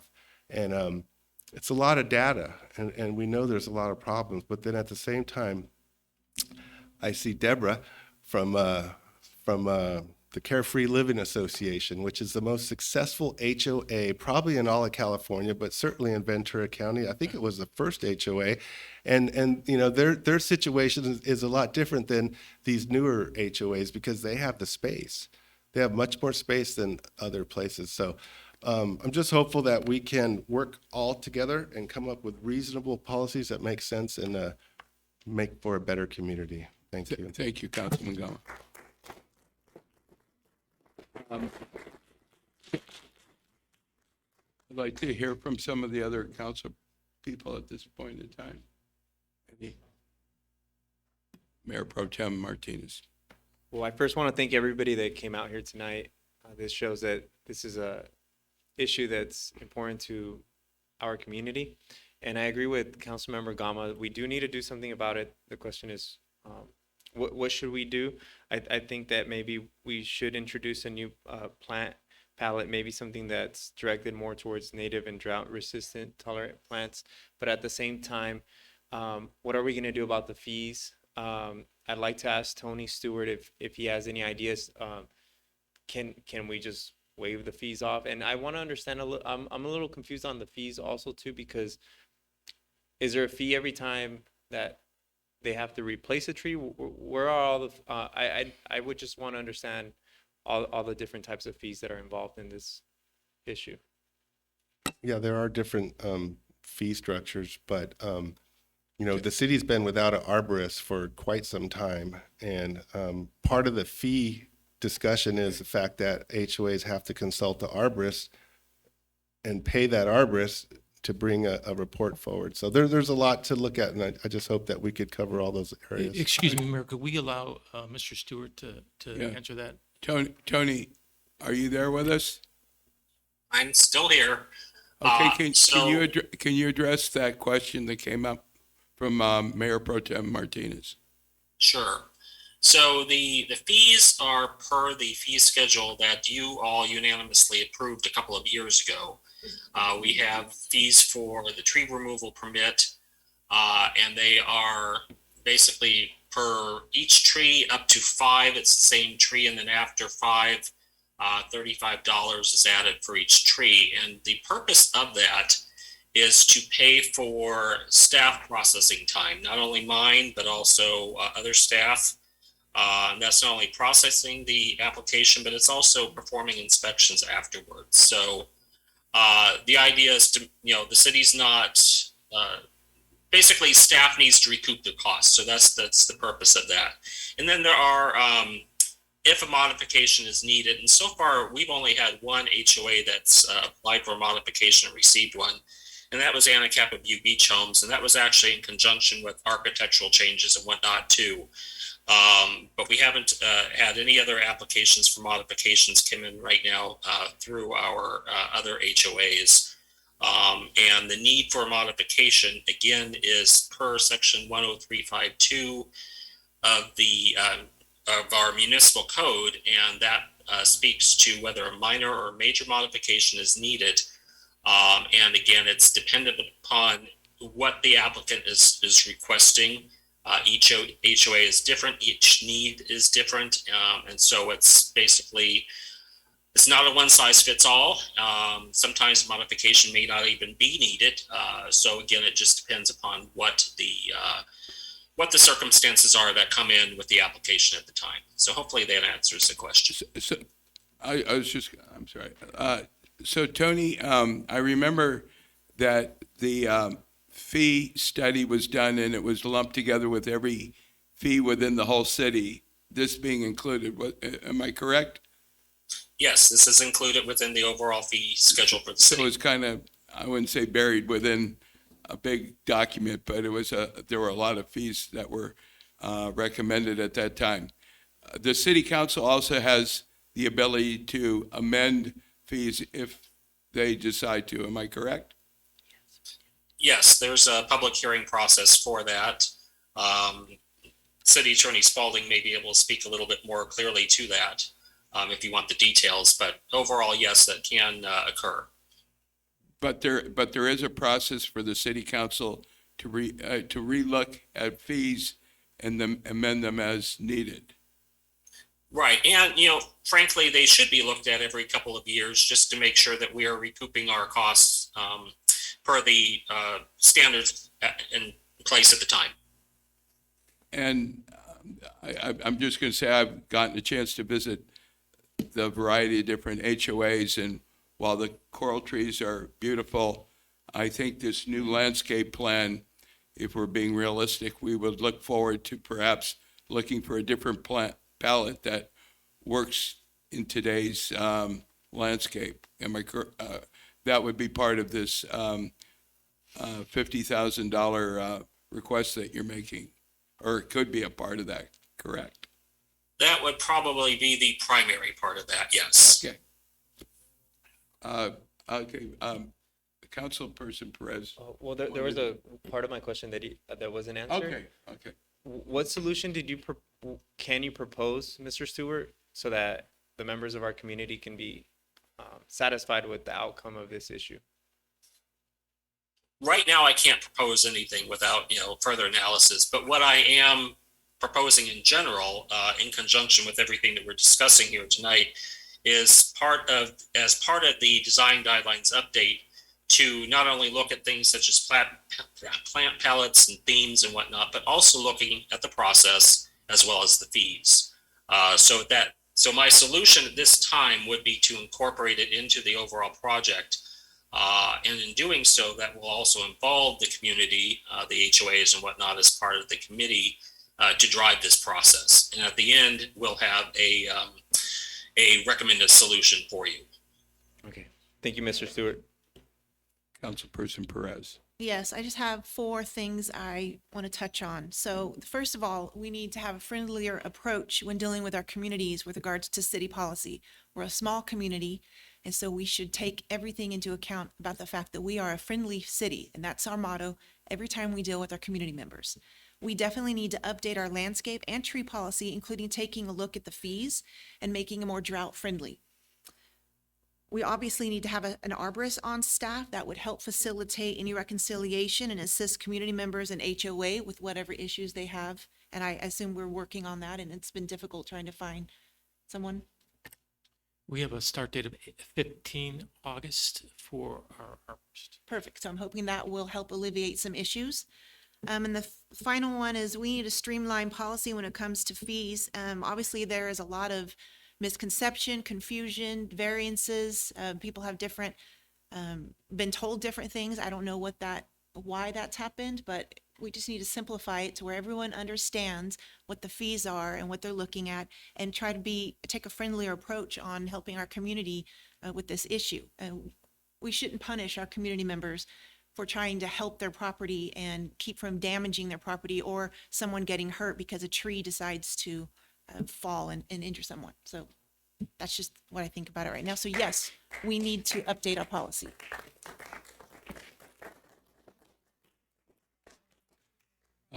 Councilperson Hernandez.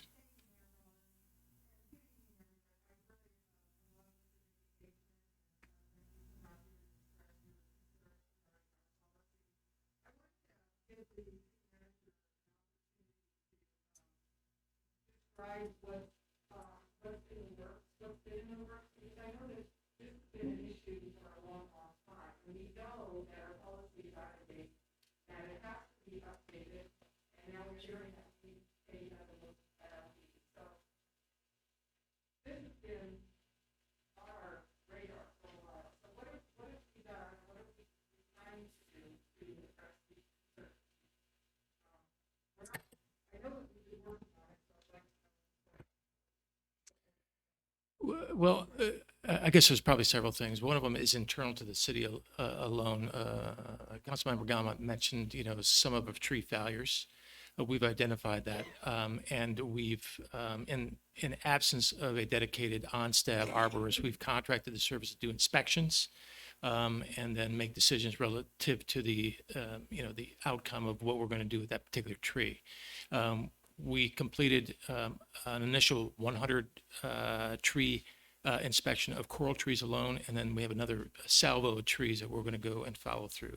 Simultaneous to that, we've done an internal review of the plant design or landscape design plan, and we have done quite a bit of outreach with HOAs to identify and explain the difference between a tree removal policy and a modification to their development agreement, because the approach that you take is very different depending on what your needs are. And so I think you're right, Councilmember Perez. There is a lot of confusion there, and we try to clear up that stuff. Simultaneous to that, we've identified a path forward to look at a dated document, which is about 144 pages. Some of it is actually pretty good, but there are some elements there that we need to take the current context of our climatic issues and our tree growth and maturity and the miscalculations in the initial development agreements into account, and then serve the public in a much better way. And this is why we're having this agenda here tonight, is to move forward towards that end. Although premature, because it's an agenda item later in this series of agenda items, you will see that there's a budget adjustment of $50,000 in order to facilitate the review, update, and incorporate the public through outreach on landscape design plan. And you can throw anything else that we've discussed here into that little package. We've added 190,000 into the budget for internal use in terms of tree management. And so, and contracting some services so we can accelerate that process internal to the city. So a lot is being done. Obviously, it starts with identifying a path forward, which I think we have done. We've engaged the community. We listen to the community. We appreciate them being here and voicing their concerns. And we do. We talk to each one of these groups with a fair amount of frequency.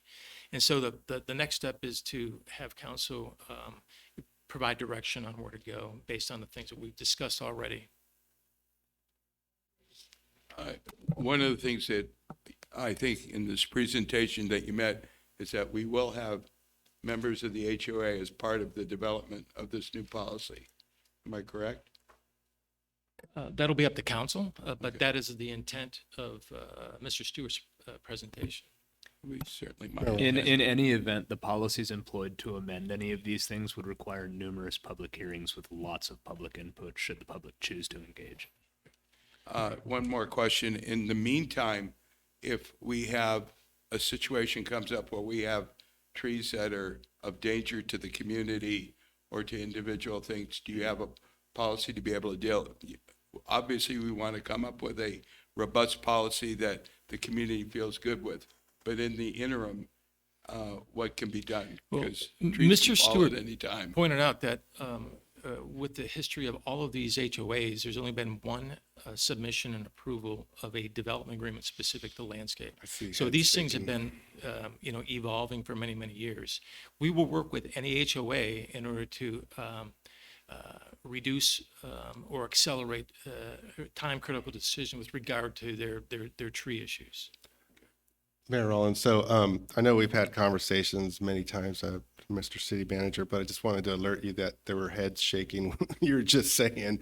And so the experience that our HOA residents have had is vastly different than what, and again, I just think it's not good for a staff member to have to defend a policy that is outdated and severely in need of being redone. So we have 4 questions before us in tonight's agenda. Should we, a city landscape architect, a RFP, or explore a new theme? And I think all those things are obvious, yes. I mean, there's no question to be an answer. But one of the things that I want to see is I want to see the city living by their own mandates. And I know right now, just in what I'm showing you here, there's 43 empty tree wells, if you will, in and around the area that I spoke about.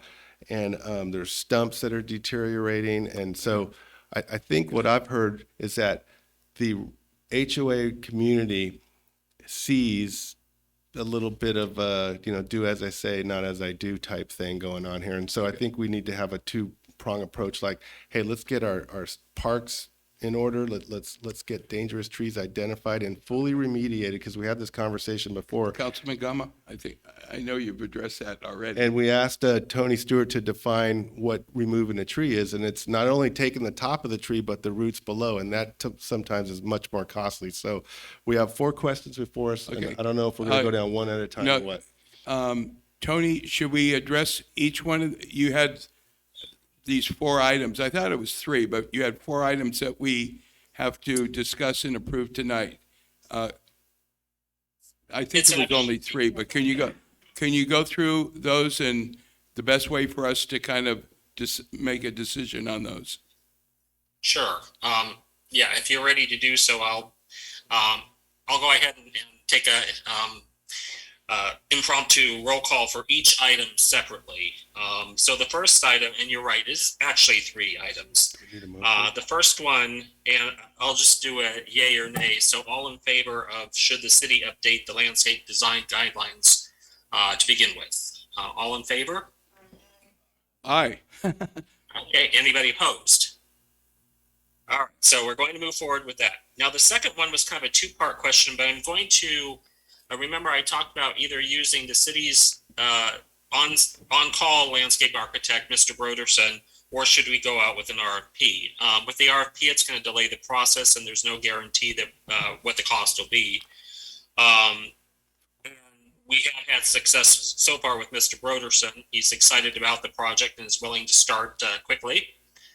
Mr. Stewart, I have a question. Is it absolutely necessary to employ a landscape architect? I would highly recommend that. None of us are landscape architects here. And when we're talking about plant palettes and irrigation needs and whatnot, it really should be done by a third-party landscape architect who can provide us that guidance. So I would highly recommend that we have a landscape architect guide this process. And at the end, because these are going to be good probably for another 10, 15, 20 years, and to ensure that our trees and our plants are successful, we should really have that professionalism guiding this document. So I would definitely recommend that. Okay, I'm just gonna devil's advocate, but didn't we have a landscape architect involved at the beginning of this process 30 years ago? A motion to approve the existing landscape architect. Do you have a second? May we have a roll call vote? Councilmember Gama, Yes. Councilmember Hernandez. Yes. Councilmember Perez. Yes. Mayor Pro Tem Martinez. Yes. Mayor Rollins. Yes. Okay. Okay, and then the part 3. Part 3 is, should the city explore looking at a new theme as part of this project? Say that again, I didn't quite hear it. A new theme. It's on your report.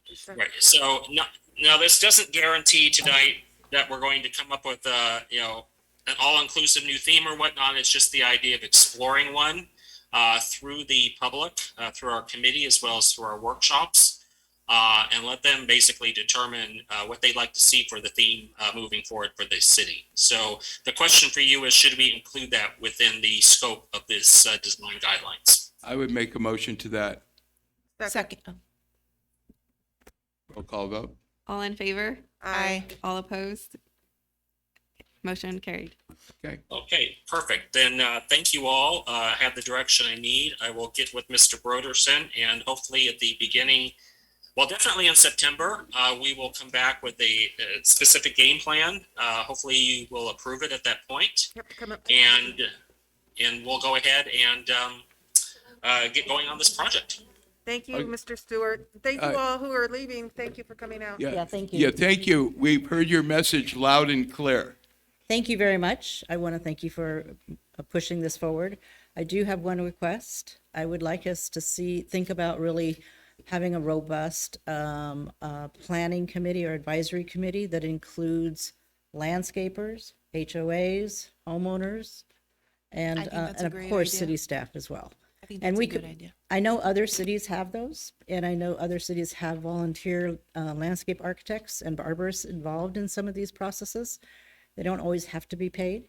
So anyway, I just want to push that forward and hope that we can get a very productive discussion going. So thank you very much. So, Mr. Stewart, you heard we want to have a robust committee that includes a wide variety of people, landscape architects, city members of the community, to make this a policy that will last for a long time and will do our city well. Correct. I've heard that, and that's actually part of my plan as well. So like I said, we'll bring that list back to you in September. Thank you, Mr. Okay, Stewart. thank you. I have one more question about the Wainimi Coalition. Is that a 501c3? What? So this started last summer with the coffee at the Anna Cappuccino. I think I mentioned that in May when I came to visit with you. And David and Jay and I sat down, had coffee, and started talking about our challenges as HOAs. So this is just a volunteer group that came together. That out of that, we had our first meeting in January. It's evolved since that time, and it's been a very vocal group, as you can imagine. But it's also a very productive group, and we sincerely want to see great things happen. So we want to be respectful, and we want to make sure that this works for both. Thank you so much. Yeah, my pleasure. Thank you. Okay, we will move on to the, Why didn't we do that a year ago? I'm sorry, what? Why didn't we do this a year ago?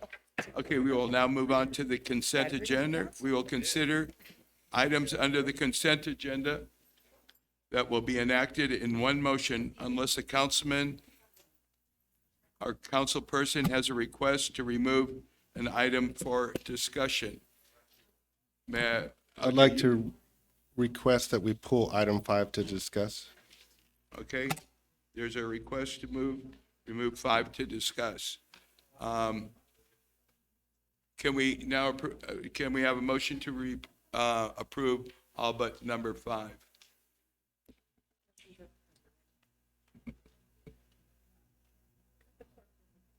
Okay, so do we have a, Does he need to read them?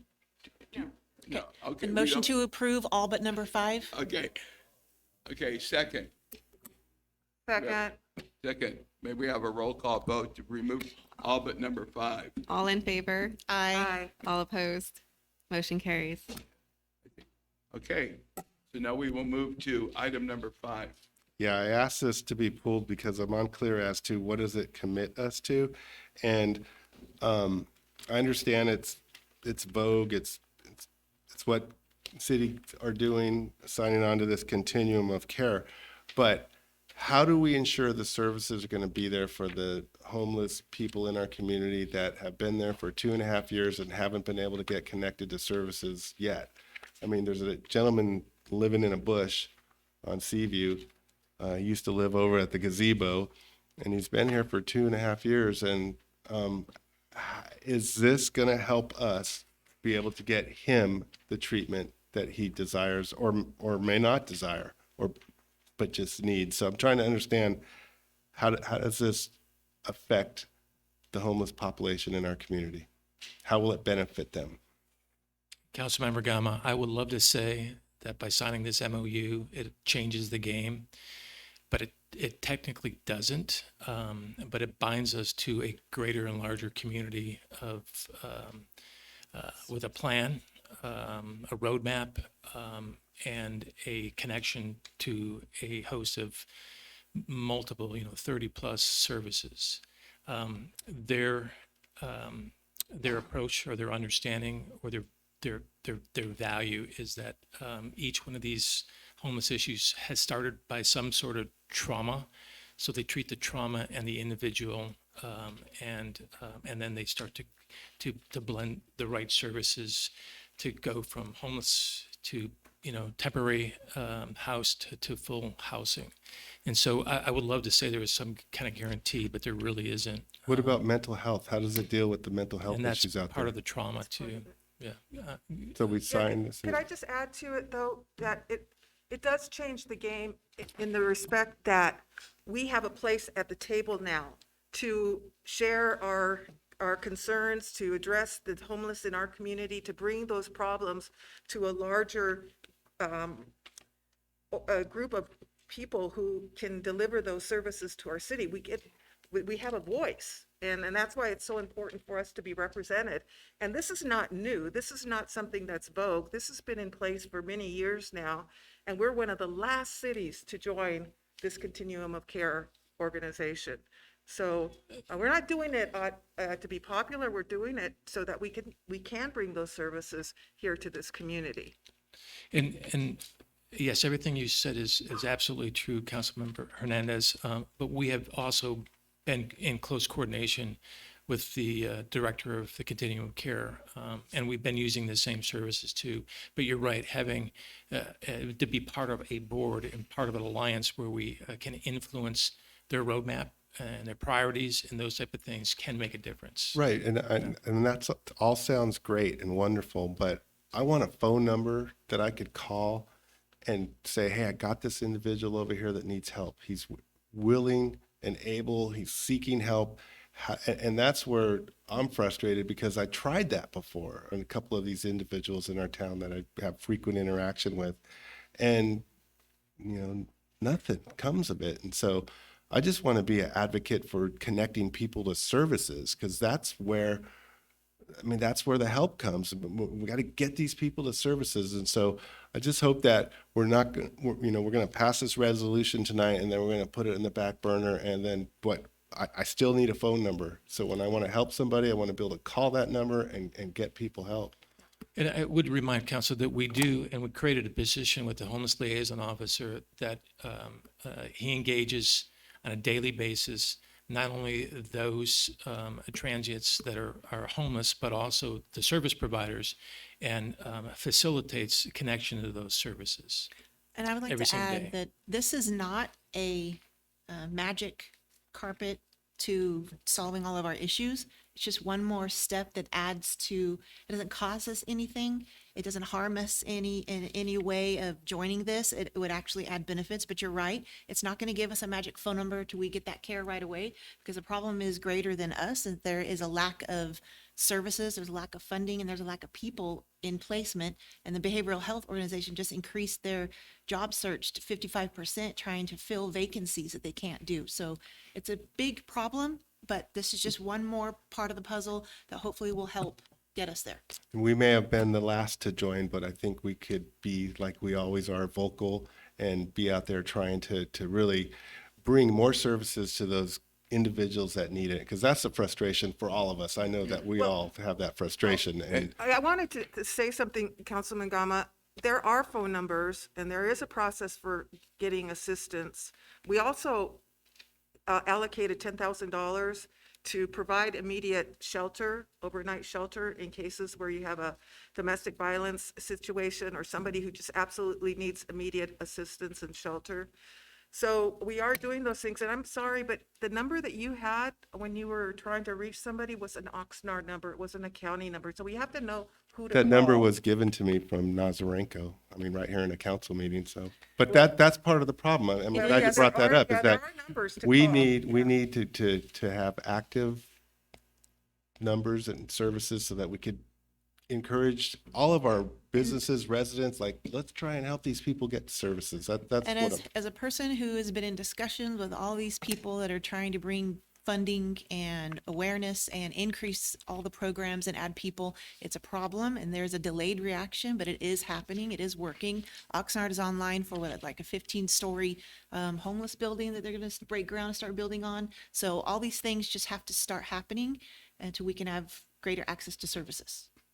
Yeah, I was going to say anything to advocate to improve the services. I know I just recently tried to place somebody that was out on the streets, and I guess the answer came back to me that, you know, it's all filled up and there's going to be like, there's a long wait. So there's obviously a need for that, and anything that we can do to increase awareness and increase budgeting and things like that in that effect.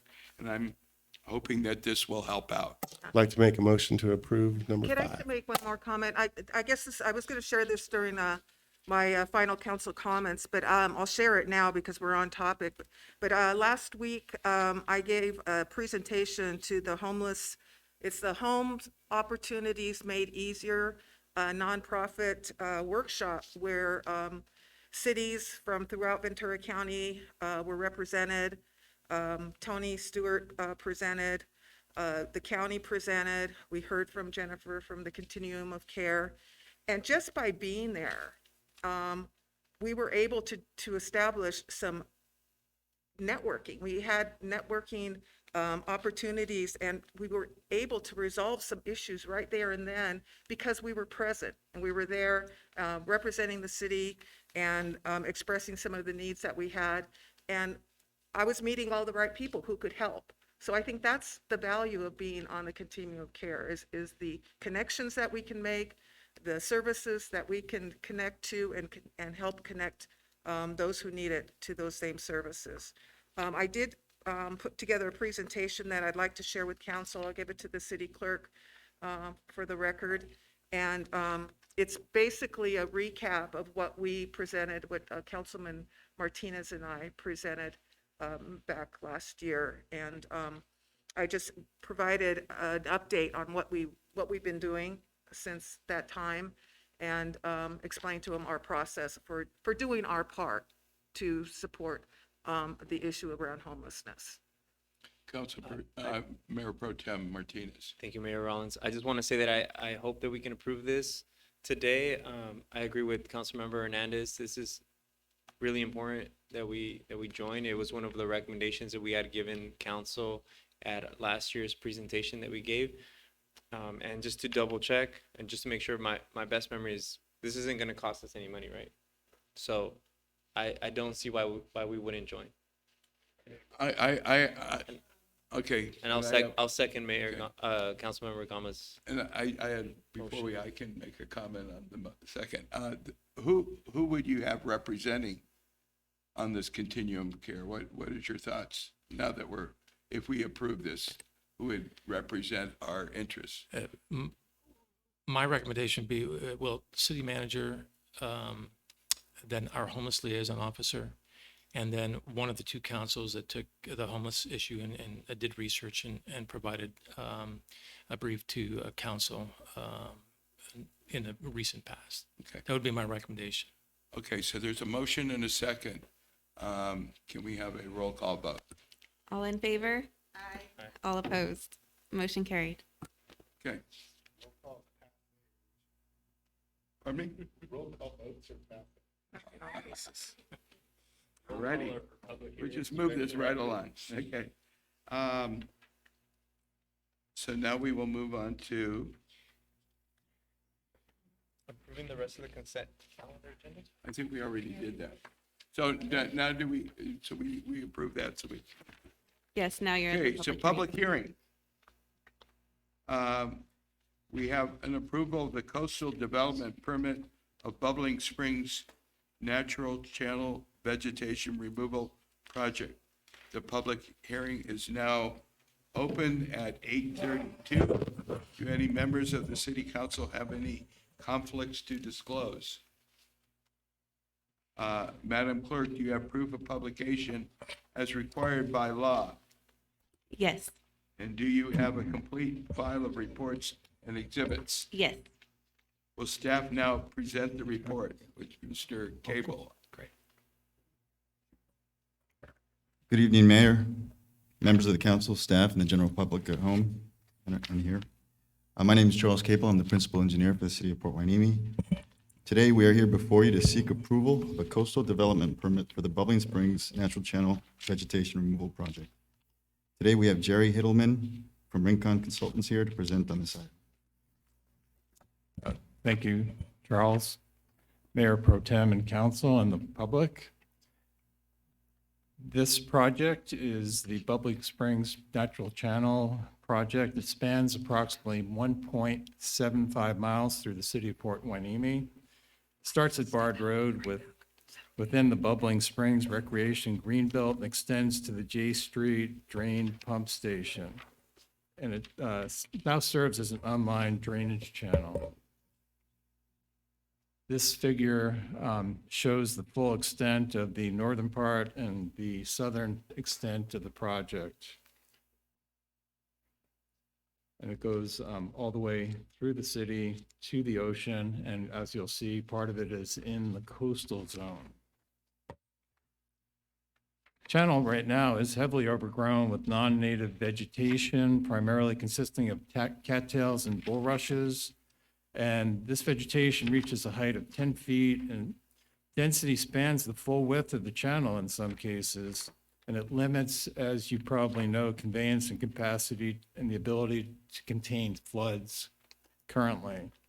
Vegetation removal must occur to maintain the channel's drainage capacity.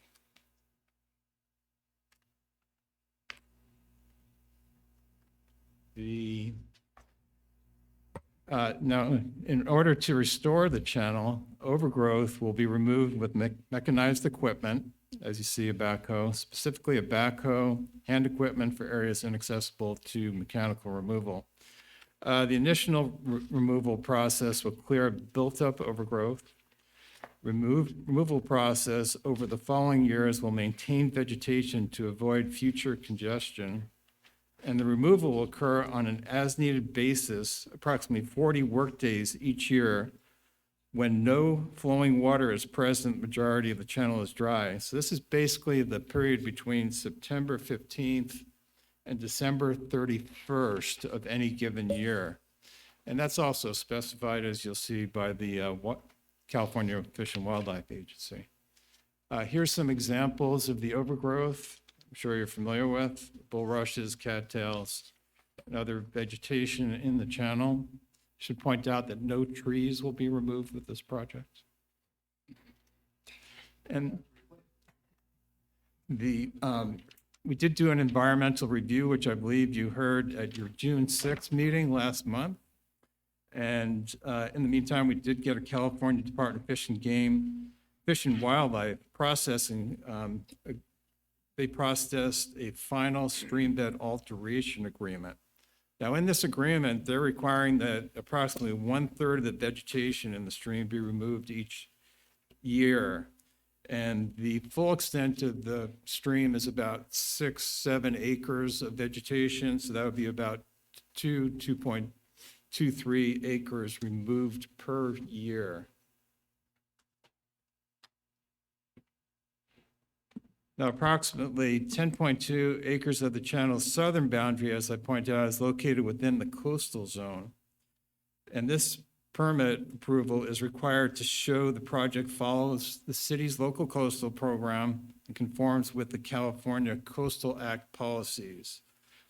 Coastal Commission does have appeal jurisdiction over a portion of the project.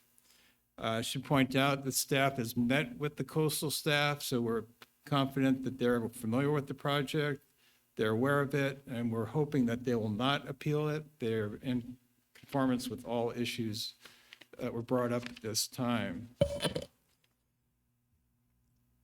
Now, some of the priorities are, of course, to improve drainage capacity, public safety, protect the status species of special species that occur, like the western pond turtle, as you see in the picture. Protect and improve the local environment habitat by removing overgrowth. It'll also improve the water quality and increase potential for native plant biodiversity.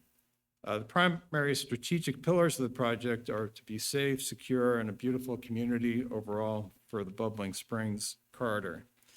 And the primary strategic initiatives are to upgrade parks, beaches, city-owned facilities, structures, and to provide a better experience for residents, employees, commuters, and visitors.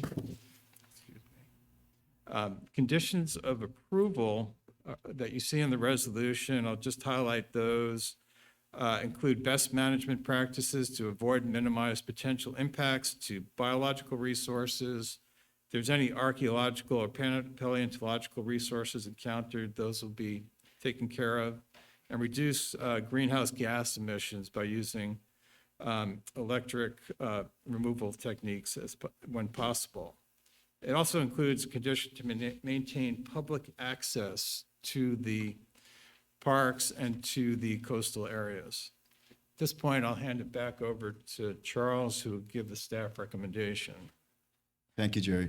So it's recommended that the city council open the public hearing, take testimonial, documentary evidence, close the public hearing, consider the evidence, and then adopt a resolution to approve a coastal development permit for the Bubbling Springs Natural Channel Vegetation Removal Project. With that, we'll take questions. Motions? I don't have any questions. I was going to suggest we move to approve staff recommendations. One question. Can the Coastal Commission, you said they can appeal, ask any action that we take tonight? Yeah, what happens is this is approved, then what's called the notice of final action is sent to the Coastal Commission. And they have a certain amount of time, like 10 days or so.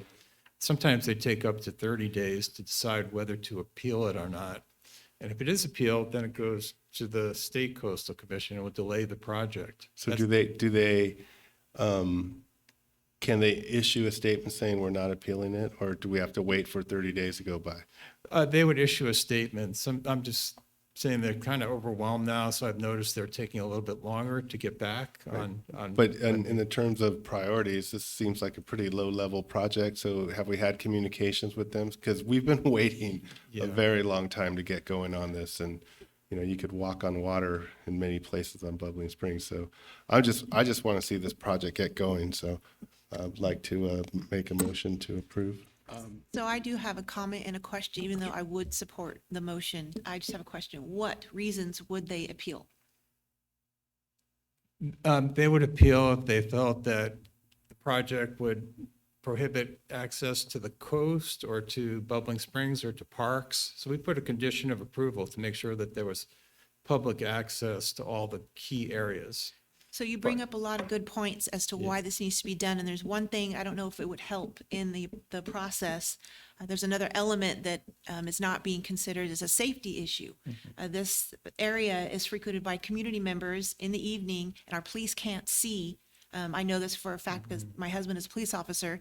It's a huge safety issue. Homeless and other, criminal activity, they hide in the brush and they aren't able to see what's happening on the other side because it's so tall and the walkway isn't safe anymore for community members.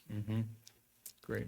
I just want to point out, we have met with the Coastal Commission, and their biggest concerns was public access to the rec corridor and then protection of the southwest pond turtle. And I think this report addresses their concerns. Right. So do we already have a motion? We have a motion. Second? Roll call vote. Councilmember Gama,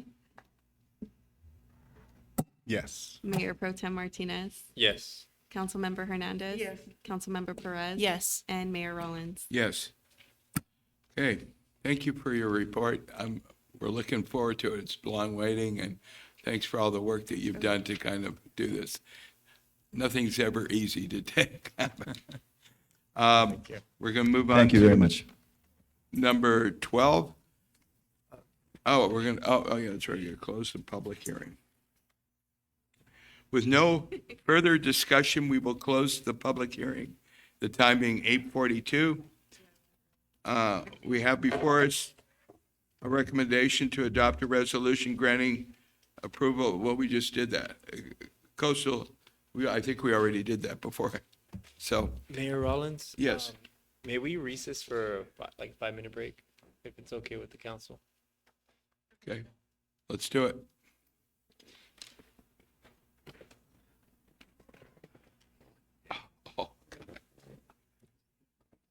Oh.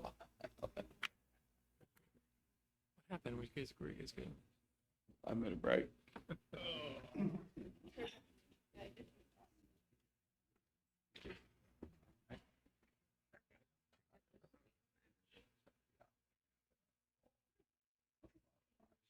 Sure.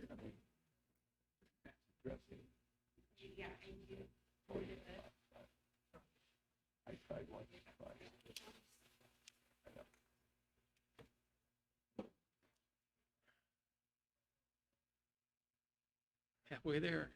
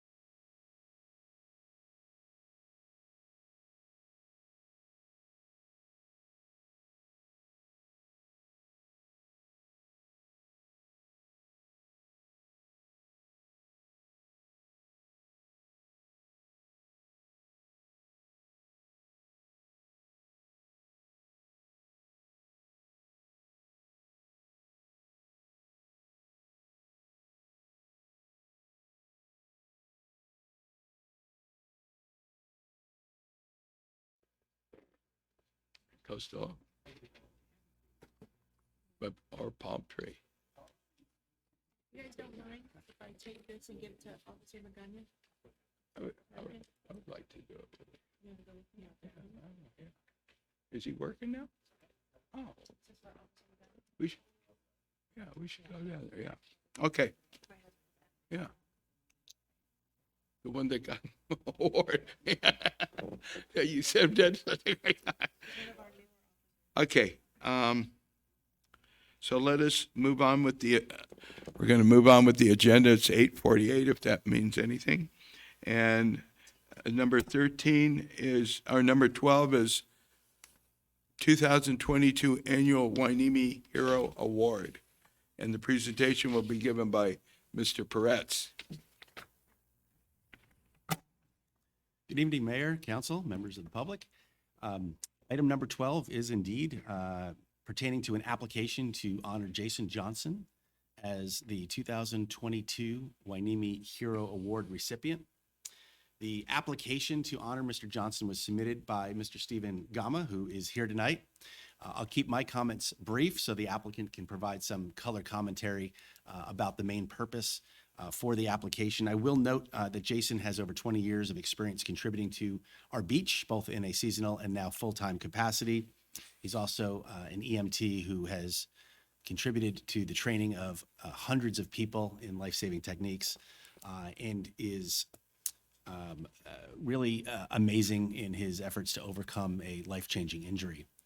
As far as the process, I'll just note that the application was reviewed by staff for consistency with our Heroes History and Heritage Recognition Policy. The application was then forwarded to the Citizen Advisory Commission, which reviewed and unanimously recommended that the council approve the nomination.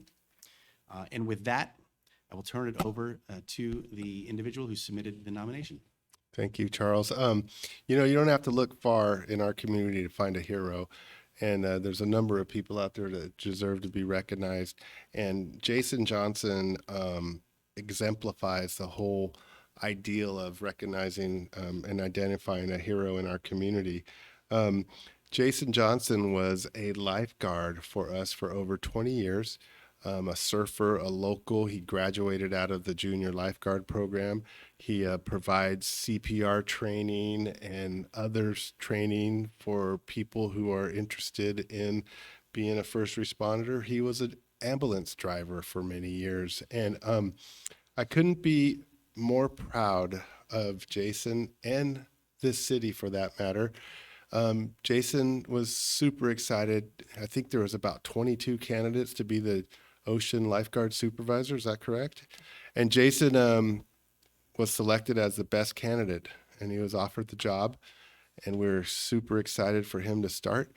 And he was involved in a snowboarding accident that changed his whole life trajectory. And you may notice that he's in a wheelchair now. And he had a really long road to recover. And I'm proud of this city because we waited. And we waited a very long time to give him the chance to recover. And now that he's recovered and he's in the job as a lifeguard supervisor from a wheelchair, he has been able to keep our program together. Many other jurisdictions in the state are having much difficulty obtaining the necessary lifeguards to have their program. And as you heard earlier, our program is thriving. And so there couldn't be a better person to receive this award this year. And I'm so honored to be able to nominate him. And I'm so honored that that he's in this position to be approved tonight. And he'll be recognized at our beach festival. Is that correct? Yeah, the other point that I would just remind council and the members of the public that as an award recipient, he will be recognized at the upcoming Hueneme Beach Festival. He'll have his picture and name on a plaque here at City Hall. And if approved tonight, we will also return to council to formalize a proclamation in his honor. Is Jason still out there? Yes, I'm out here. Just wanted to thank you for your incredible dedication to our city and overcoming your challenges. And I would love to hear from you. I just like to say thank you. I found out about this award, I believe, a couple days ago. I'm honored and humbled, and I'm glad to be a resident and glad to be able to contribute what I can, and very grateful that I have the opportunity I did to serve the city. So thank you for this award. I appreciate it greatly.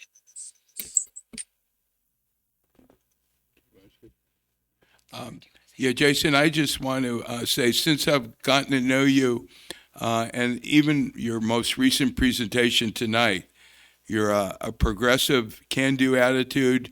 You're making our aquatics program the pride of Ventura County. And I got to also give a shout out to your parents, who I've gotten to know, that have molded you into the leader that you are today. Thank So you. I I will- agree. My parents are awesome. So I would say that Jason exemplifies someone who has persevered through a terrible tragedy and has continued on and made a success out of his life. And I didn't know that Jason was the lifeguard. I didn't when I first met him. And my first meeting of him was seeing him with that contraption he made on his truck. And it was just amazing when I found out who he was and what he did for the community. And it's just an amazing story. And you are a testament to someone who pushes through and doesn't give up on life. And I think that's amazing and well deserved.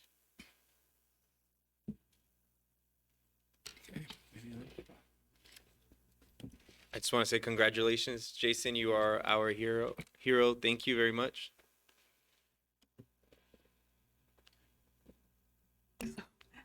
Jason, thank you so much for your service to our community. And, I think this award is really about the work that you've done, how you've brought our programming to a higher level, a greater level, your creativity, your perseverance, all our qualities that we love seeing in an employee. And that I think is the reason why you're so deserving of this award. It's the work you've done with the lifeguard program, the swim program, and all the other training that you've provided as an EMT. It's much appreciated. Thank you.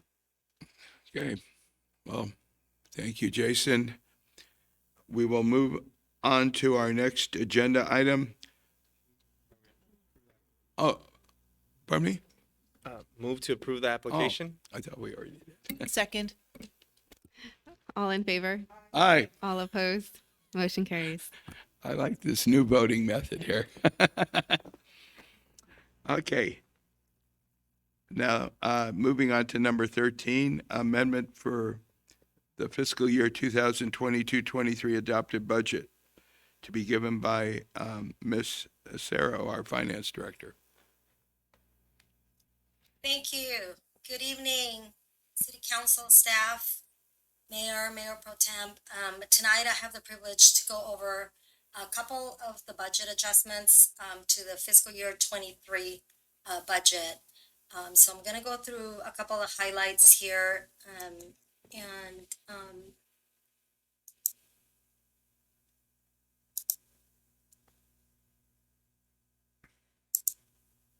okay, can you guys see my screen?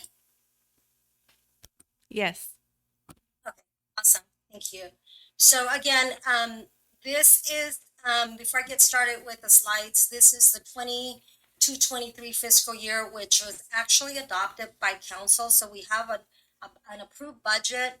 And at this point, we're making some minor adjustments to both revenue and expenditure line items. So I'll go through the highlights. And then if there are any questions, I'll be happy to go through any questions. The city has been implemented a biennial budget. The 22-23 fiscal year budget, again, was adopted in August 2021. Now, when that budget was adopted, this Excuse is me, the second year. Lupe, could you go full screen on your presentation? Yes. Give me 1 second.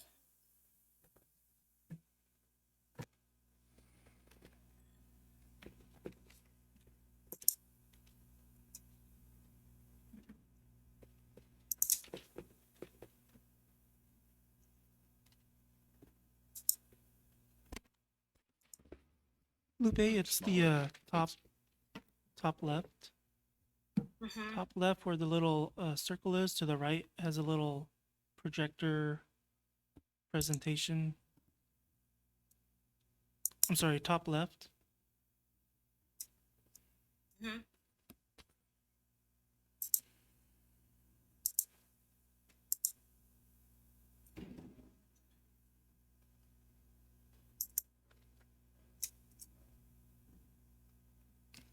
I see the show grid video. Is that the one? No. No, it's the top left where it has a little save icon and it has a back button, and then it's the fourth one to the right.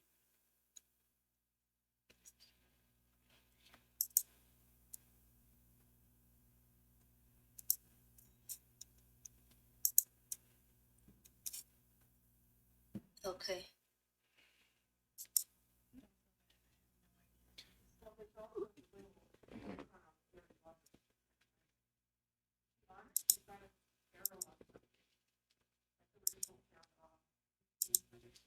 Sorry. I apologize. I'm not seeing it. It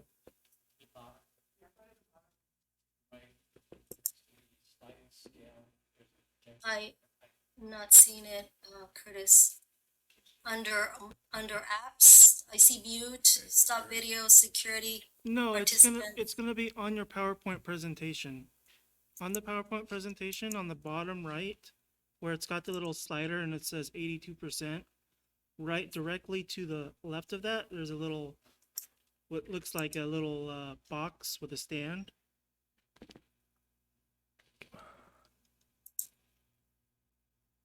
Go down to your bottom right, Mm-hmm. go to the right. Got it. All the way to the right. Right, almost there, all to the right, Go see ahead. the little box, right there, Yes. right there. This one? Yes. Got it. Sorry about that. Okay, so I was saying, our 2-year budget, when we approved, the 22-23, which is this year, which is our year 2, of the adopted budget, we did not include, COLA or any salary or benefit adjustments, as the MOUs that were in place at the time expired, at the end of fiscal year 2021.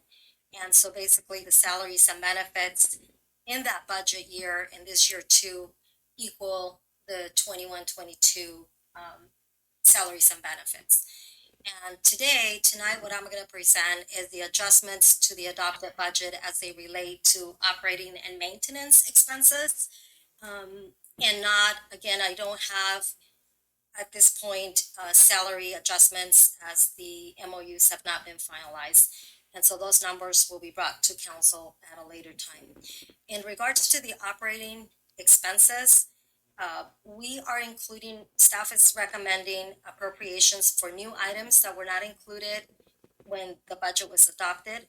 And also we have carryover amounts for projects and expenditures that were not spent in last fiscal year, but will be spent this coming fiscal year. So we need to reappropriate those dollars in this year. And in doing so, in looking at expenses, we also reviewed budget adjustments. HDL provided updated forecasts for revenue, and there were a couple of other line items that were also adjusted based on current trends and where we ended up in fiscal year 2022. And so here's an illustration of our budget as was adopted for this fiscal year 22-23. So the city and all related entities budget was adopted at almost $56 million. And the general fund, as you can see, it's just under $23 million. The enterprise and special revenue funds at almost 25 million. And then the rest of the housing redevelopment and successor agency at $8 million. And the next slide shows what the projected proposed adjustments to revenue and then our revised revenue based on these adjustments. So we're looking at $1,400,000 incremental revenue that was not originally included in the budget that was adopted. And most of that is sales and other taxes. 1.1 million is sales and other taxes. And that is including the Measure U, sales taxes, and transaction taxes. Some of the tax line item, the revenue has been performing strong post-pandemic. A lot of it is online sales, restaurants, quick service restaurants, as well as sit-down restaurants in our area. Some of the drug and including cannabis has been doing well after pandemic. So that's what's driving that number.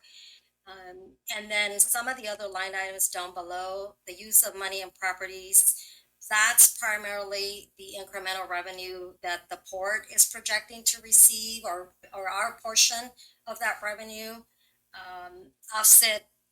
somewhat offset by decreases in interest revenue based on, again, we're looking at trends where we ended up in 22. Intergovernmental revenue, the $124,000 there, that increase, that represents revenue that we're going to receive from the Prop 64 grant. That was not included in the budget when we approved the budget back in 2021. And then under miscellaneous revenue, the $100,000 is incremental revenue from cannabis. And then the charges for service, you'll see a negative number there. The permits and zoning fees were adjusted to exclude the grants at this point, so that's why that number is negative. In summary, that will take our revenues from $24 million to almost 25.5, and based on, again, information received from HDL, trends, and forecasting that we expect for 2020, for this fiscal year 2023. The next slide has expenditures. So in the area of the operating and maintenance budget, we also took a look at items that we need to carry over that were already approved, but we didn't spend them last year, and we need to carry them over to this fiscal year. And that's, you can see the total of those projects is $647,000. And the projects are outlined on this slide. The OpenGov, we just signed the agreement, so we're going to start spending those dollars. But again, those were approved last year. The police mobile computer replacements, parks and recreation software, cloud-based email, and then the contingency that was in the city manager's budget as well as city council's budget. So any unspent contingency funds are being rolled over to this year. And then in the next bucket, you'll see new appropriations. These were not included in the budget when we adopted the budget. A lot of these were not unknown. We didn't have these expenditures in the radar. You can see that we're adding dollars for skate park events and program-related expenses. We do expect increases in animal control services. We have estimated appropriations here for the disc golf equipment and related costs.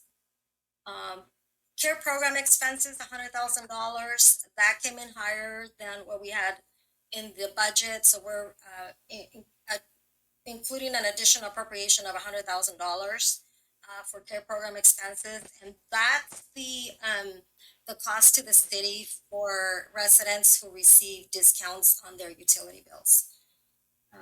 Engineering support services, $270,000, and landscape, electrical equipment, building structure upgrades, the $190,000, and then repairs to Miranda Tennis Court, $10,000. So these two basically make up the amount that we're requesting to be appropriated in fiscal year 2023.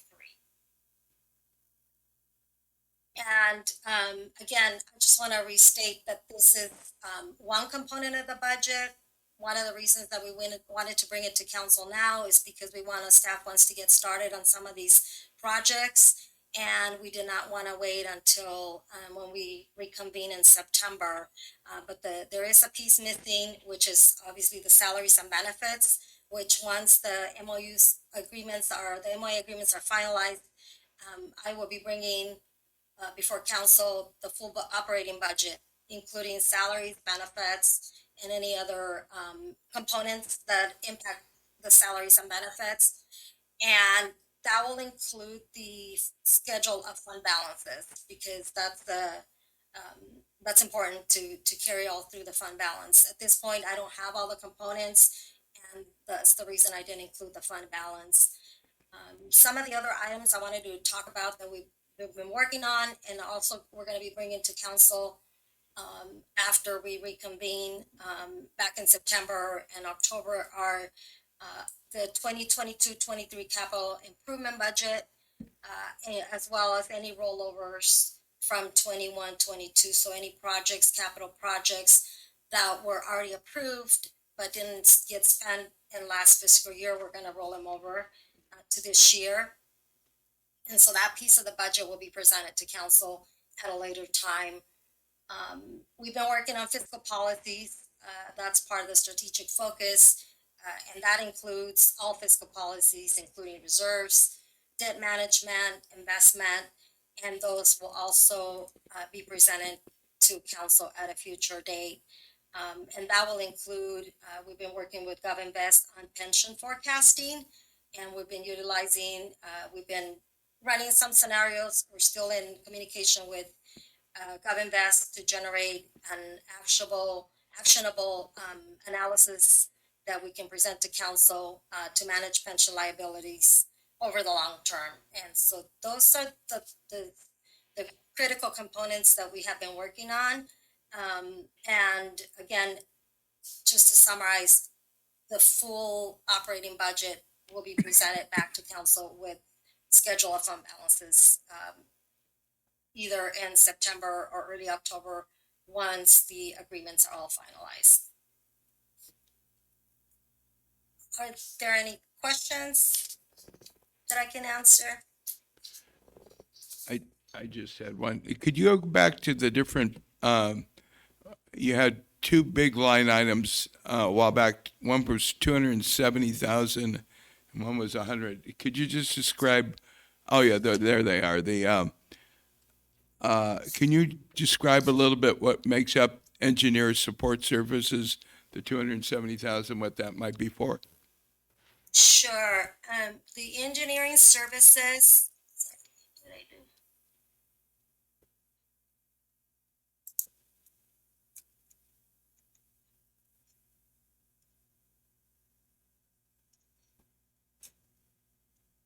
This is some of the outside consulting requirements for engineering, staffing requirements, and as well as upgrades to the 190,000 is the one. It includes upgrades to buildings. 270,000 is just what it says. The support services for our engineering department. Staffing requirements, as we are not 100% staffed. If I could just maybe add a little bit to that. So we do have a senior engineer position that we identify as a need to facilitate a fairly aggressive CIP program. We have yet to be able to hire one of those senior.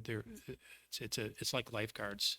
There's not very many available, and the ones that are doing are going at a fairly high price. So we haven't been able to fill that. So we're using contract services in order to support our engineering needs. We've also used engineering services on some of our high priority parks related enhancement projects, the beach playground equipment, dog park, Little League fields, and a couple other ones, so that we can use it not only to do the engineering and design, but also run the procurement for us as well. So that's where a lot of that funding is going to go.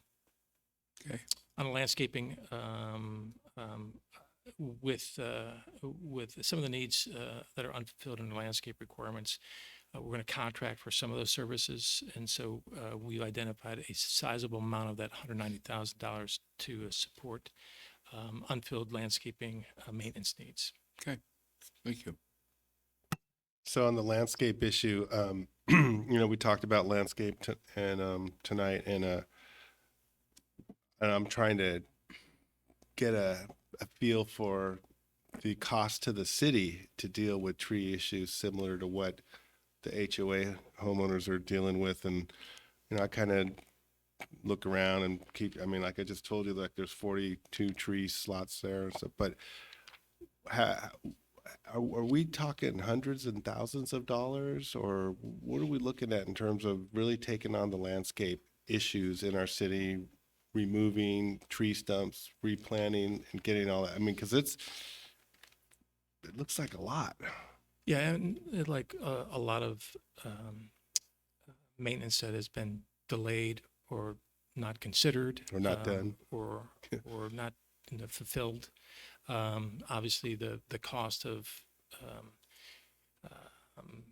overcoming the damage created by not applying those needed maintenance procedures, but then the additional costs in order to get and reset it back to its original condition. And so whether it's facilities or it's trees, it's kind of the same thing. So the priority with that amount of funding is going to be, number one, we talked about this with Public Works internally, is going to take care of these large stumps that exist in our parks. The second thing will be to renew our inspection program and isolate and focus on those that pose the most risk based on that analysis. And then we get our arborist on site. We have 64 trees that have failed in some form over the last 2 years, requiring planning or replacement. And so the analysis will go towards what tree, where should it go, and what do we do with the empty spaces that once were filled by trees. So those are the sequence of things that Public Works will prioritize and address with the approval of this funding. Do we have a motion? Motion to approve. Second? Second. One more question. Sorry, I have one question. In terms of like adding other stuff to the budget, like bonfire pits and all that stuff, that I know we had talked about that before, that'd be for another year. Well, council can recommend projects at any time. We created a process by which we identified 5 years worth of potential capital projects, prioritize those projects, and then we fund them associated with the reserve balances in these funds in a yearly cycle. So you can add projects anytime. You can bring projects back from the 5-year CIP that was approved in May and consider adding those projects for any particular reason council would like to. But this wouldn't be the time to do it, right? No, it's not part of the agenda. I have one comment, if I may. I will say, if I may, excuse me, 1 second, council member. Ms. O'Sara talked about coming back and said with the capital budget. Capital budget, although council gave direction that approved these 29 projects from the 5-year plan, the next step is to do a detailed work plans for each one of these projects. And the key difference this time compared to maybe any time in the history of the city is the operational budget impacts will also be included in the analysis. So for example, we approve a capital project and it has a maintenance tail of $200,000 a year. Council may elect not to approve that project, but we want to make sure that the scheduled maintenance, the preventive maintenance, all those things that'll have to be newly created and accommodated to support that project is understood during the capital budget approval process. So when we come back on the 6th of September, that list with those detailed plans will be before council. I'm just, I'm a little, I don't want to be too negative, but here we are looking into August, and I've been trying to get into a rhythm of adopt a budget before July 1 and then get council input priorities, have a budget, have a little fanfare, approve it. And it just seems like we're going away from that with the introduction of this 2-year budget process. Initially, it was supposed to be a projection to help. And then, so I'm just trying to understand, are we ever going to get back to approving a budget every year? For example, there's no way when this 2-year budget was adopted that anyone saw the 60% increase in gas prices, for example. So if we were to adopt a new budget before the fiscal year started, gasoline would be one of those items where you'd see a sizable increase over the prior budget. So I'm just trying to understand, will we get into a rhythm where we will have this before July 1 next year? 'Cause isn't that how we should be doing it? Well, again, I want to make sure. Yeah, the 2-year budget process, it really should, and it will be completed in, last year was the year before was an exemption. It was done in August, but it should really be adopted in May, right, before the fiscal year ends. This is not a new, this is a modification. So typically modifications to budget are done mid-year. So I guess we could have done this November, December. So there's mid-year budget adjustments, or we could do quarterly as needed. I think the reason we decided that we were going to bring this to council, because some of these expenses, even though they're not as significant, they're not capital improvement projects, but they are like the skate park events. So they're items that we want to just continue spending money on. And yeah, these were not included 2 years ago because we didn't have those in the horizon. But we're budget adjustments, can be brought to council. Normally, a city does it once a year. We have a mid-year budget adjustment, but they could be done quarterly. And that's really kind of what we're doing now. It's an adjustment. We just started the year, but there's expenses that we would like to, projects that we would like to get started on. But certainly the 2-year budget should and will be approved for the next 2 fiscal years in around the May timeframe, so that when we start the fiscal year, we have 2 years. And this was also a little bit different because even when we did the 2-year, the agreements were expired, so we didn't have that in place. Otherwise, we would have more concrete numbers today. So those agreements were not in place at the time, but normally we would have more concrete numbers, and we would just be making minor adjustments. I don't know if that helps. And if I can add on a little bit, number one, a budget is a financial plan based on forecasts and assumptions about an unknown and uncertain future. So whether it's a 5-year budget, a 10-year budget, 2-year budget, or 1-year budget, you will be making adjustments continually because the plan is technically obsolete the moment that you approve it. And so it has to be weeded and managed throughout the cycle of that financial plan, right? So it doesn't matter if it's 2 years or 1 year.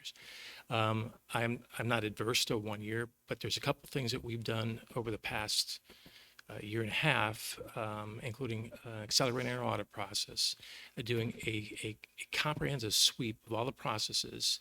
And we're at this stage now where we're doing monthly closeouts 15 days after the end of the month so that we have the most current, accurate, and executable information so that we can make adjustments a lot quicker than waiting till the end of that budget cycle. So the other thing that Lupe is going to be briefing here in the very near future, I think it's maybe the next item, is this Enterprise Resource Program contract, which is going to give us some tools that'll make that whole process unbelievably easy and agile, and so that we can make all of the manual entries to what becomes a budget build with a lot more accuracy, quality, and timeliness. And so there's going to be a lot of options.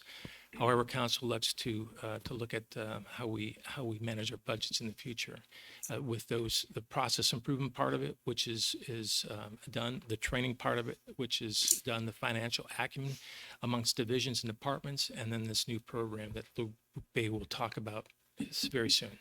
Did we vote on this yet? No. No. Let's vote. Okay, so We had we had a We motion. have a motion, so. So roll call vote. All those in favor? Aye. Aye. All those opposed? Okay. Motion carries. Very good. Okay. Moving on to number 14, the Enterprise Resource Planning System and Professional Implementation Services. You're on again. I'm on again. Good evening again, City Council, Mayor Pro Tem. So I have a presentation.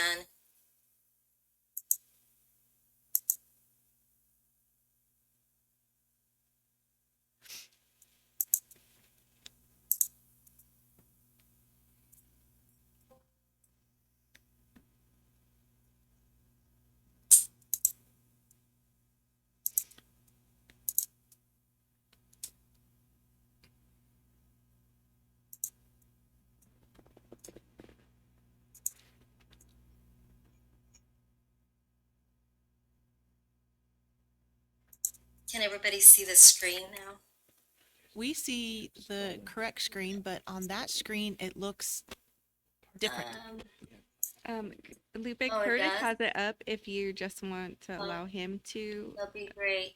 Yeah, I'll just follow his. Okay. Okay, so good evening again, everyone. Tonight, I'm gonna go over the highlights of the new enterprise planning system that we're recommending approvals on. And next slide, please.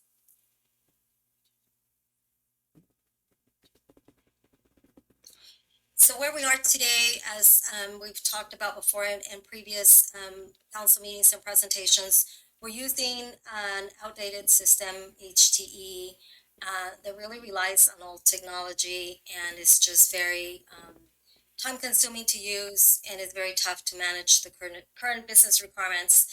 And we are looking at a future state of the business and migrating to a new ERP software solution that is scalable and can adapt to changing business needs, growth, and expansion.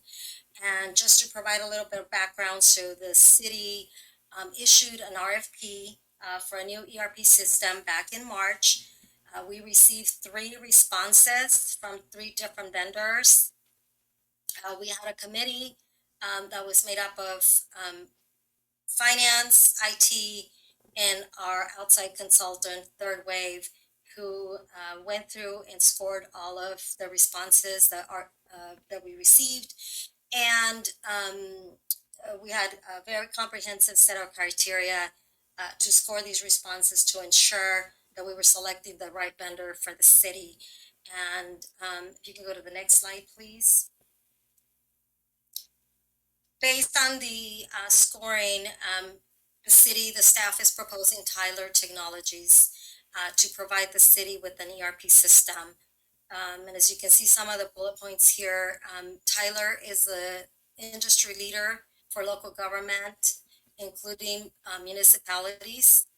They have a fully integrated solution so we can integrate our budget, our utility billing, project management, financial, HR, payroll, customer billing. So our customers will be able to integrate and they'll be able to view their utility bill online.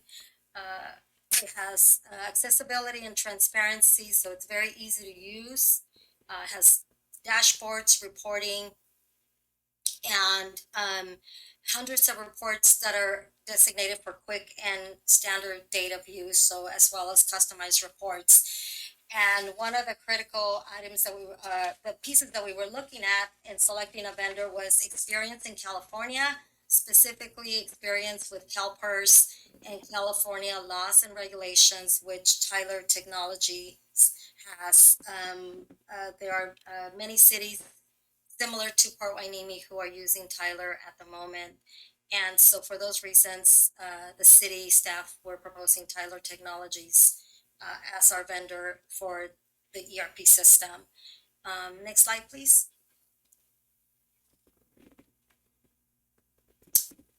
This is the timeline. So the entire project from start to finish will be 24 months. And we're going to complete this in phases. So there are 4 phases. Finance will be the first phase, and then followed by payroll, HR, utility billing, and asset management. And we do have some phases, as you can see on this chart, that are going to overlap. But for, the intent is to begin implementation sometime in August and then be fully implemented by August of 2024. So a complete, literally 24 months of implementation testing before we go 100% live with all the different modules. Next slide, please.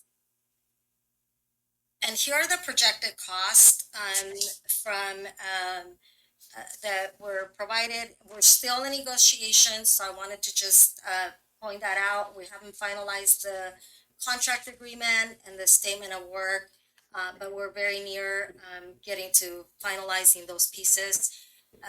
This is the costs represent the 5-year, so it's the initial cost of implementation, which will be year 1, and then the year 2 to 5 are your annual software costs. And then one other item that I pointed out in the staff report is that council has already approved $1 million towards the new system back in, it was actually approved going back to 2019, and it's been carried over it was carried over to last fiscal year.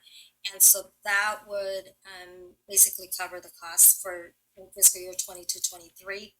We're also requesting $200,000 for staffing requirements, and that will be for project management and or additional staffing that may and will be needed to successfully implement the entire system.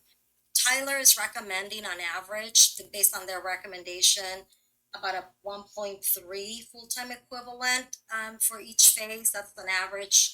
Some of the phases will take more effort than others, but on average is about 1.3 FTEs. So that's where some of the 200,000 will be applied to. And tonight, Jennifer Walbrick from Tyler if there are any specific questions that I may not be able to answer.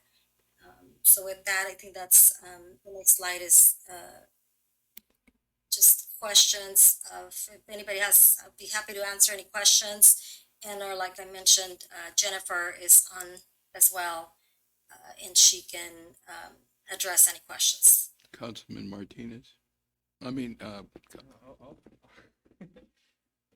Were there any other systems that you guys looked at, and why did you guys pick this one? There were 3 proposals that were submitted, and as I mentioned, we had a very comprehensive set of criteria that was actually included in the RFP that we used to score all of the 3 proposals. Tyler scored higher than the others by 17 points, so there were a lot of critical components that, and one of them being, like I mentioned, the CalPERS, another California state reporting experience, is that is critical for a city our size and being in California. The other vendor that we looked at, it had 2 different systems, so we would have had to use 2 different software systems, one for utilities and one for the rest of the modules. And so we want to keep it all. We thought we want to migrate and have one system where we can all be seeing the same information. So that was the primary reason. All right. Thank you, Lupe. I appreciate you answering the question. Councilperson Perez. Thank you, Lupe, for the presentation. So the fiscal impact here, it says that we already have $1 million approved or appropriated for this. The total cost is 1.8. So are you asking for an additional 200,000 today? Is that the We're understanding? asking for approval for the entire project. The $1 million has already been approved, and that will be included in the capital improvement plan when we present it. Even though it was already been approved, we're going to carry it over to 22-23. We're asking for approval to move. The recommendation is to authorize the city manager to sign the contract with Tyler Technologies. And then the second component is the $200,000 that will be used for staffing and or project management requirements. Okay, thank you. All of it will be capitalizable. So any staff that works on the project will be capitalizable costs. So these costs will be reflected in the CIP budget when we present it to council. But the reason, again, the reason we're bringing this today is because we don't have meetings in August and we want to move forward with the project. Our intent, if everything moves forward, is to start the project in sometime in August. Any other questions from the council? Can we have a motion? Move to approve? Second. Roll call vote? All in favor? Aye. Aye. All opposed? Motion carries. Okay. Number 15, City Port Thank Community. Thank you. Thank you. Community Benefit Project Recommendations. Will staff make the report?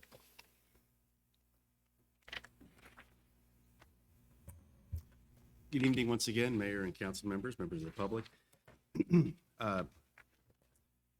Item number 15 does indeed pertain to City Council's consideration of potential projects that could be funded with Community Benefit Fund dollars. By way of review, pursuant to the terms of a 2015 agreement between the Oxnard Harbor District and the City of Port Hueneme, the Oxnard Harbor District contributes $100,000 to the Community Benefit Fund. That amount is subject to a consumer price index escalation each year that its gross revenues exceed $13 million. This year's allocation is $118,000. And per the terms of the agreement, assigned projects are to be associated with either shoreline protection, community development, opportunistic endeavors, or any other project that is determined to be a benefit to both the city and the port. To facilitate the council's discussion, the staff report includes information pertaining to the public monument plan and public mural project that was discussed March 21st of this year. Additionally, in response to council's request, the report contains information regarding organizations that were previously funded with Community Benefit Fund monies. Projects are subject to the approval of both the city and the Oxnard Harbor District, and members of the joint City Port Committee are charged with vetting the ideas before recommendations return to both legislative bodies for approval.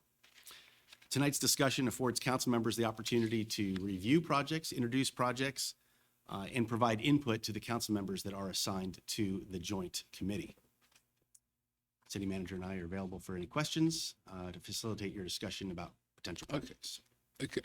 Could we, what a good way to handle this would be, maybe I can go with each one of the council persons to give a project that they would like to add to the list. And then maybe by tonight, we can kind of narrow it down to as to what our priorities might be. Sure. Thank you, Mayor. The list that's on here right now, I understand, is a list of the projects that we approved. And I know that each of the organizations were responsible for record keeping and abiding by the agreement upon which the funds were received. Can you tell us if all the organizations are in compliance with the guidelines that were provided to them? You're talking about the agreements that we entered into Yeah, with these nonprofits? Yeah, with the nonprofits that are Right. listed here. To date, they're all in compliance. It's somewhat early in that between the port and the city, we are coordinating across a calendar of a year a lot of the marketing / promotional opportunities to demonstrate that they're receiving the donation or the sponsorship, and then to highlight and showcase what they would do and what they are doing.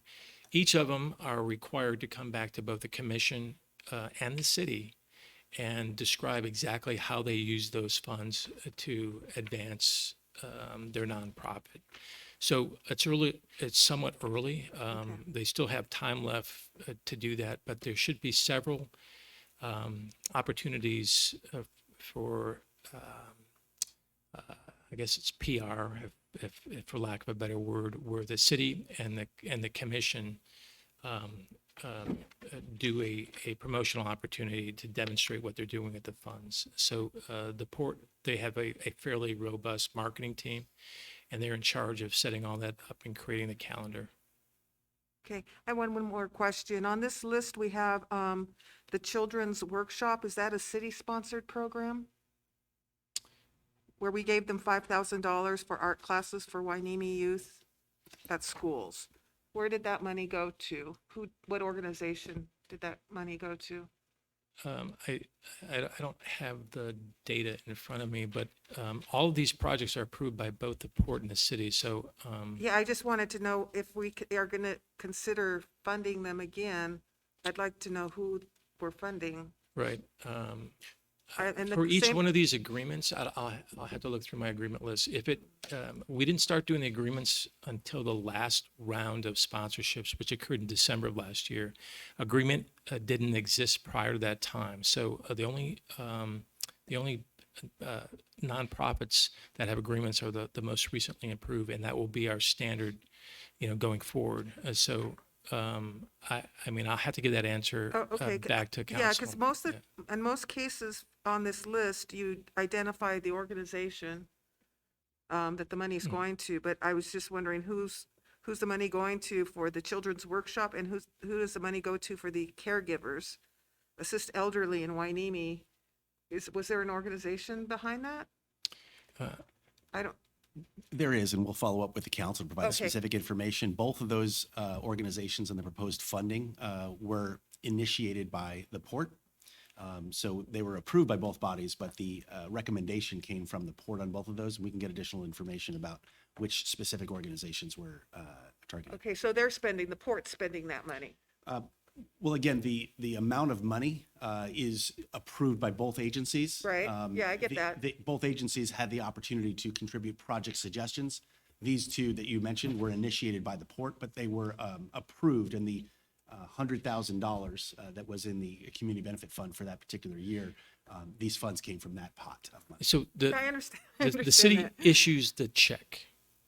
Then we have a point of contact. The receiver validates what they use the money for in terms of receipts.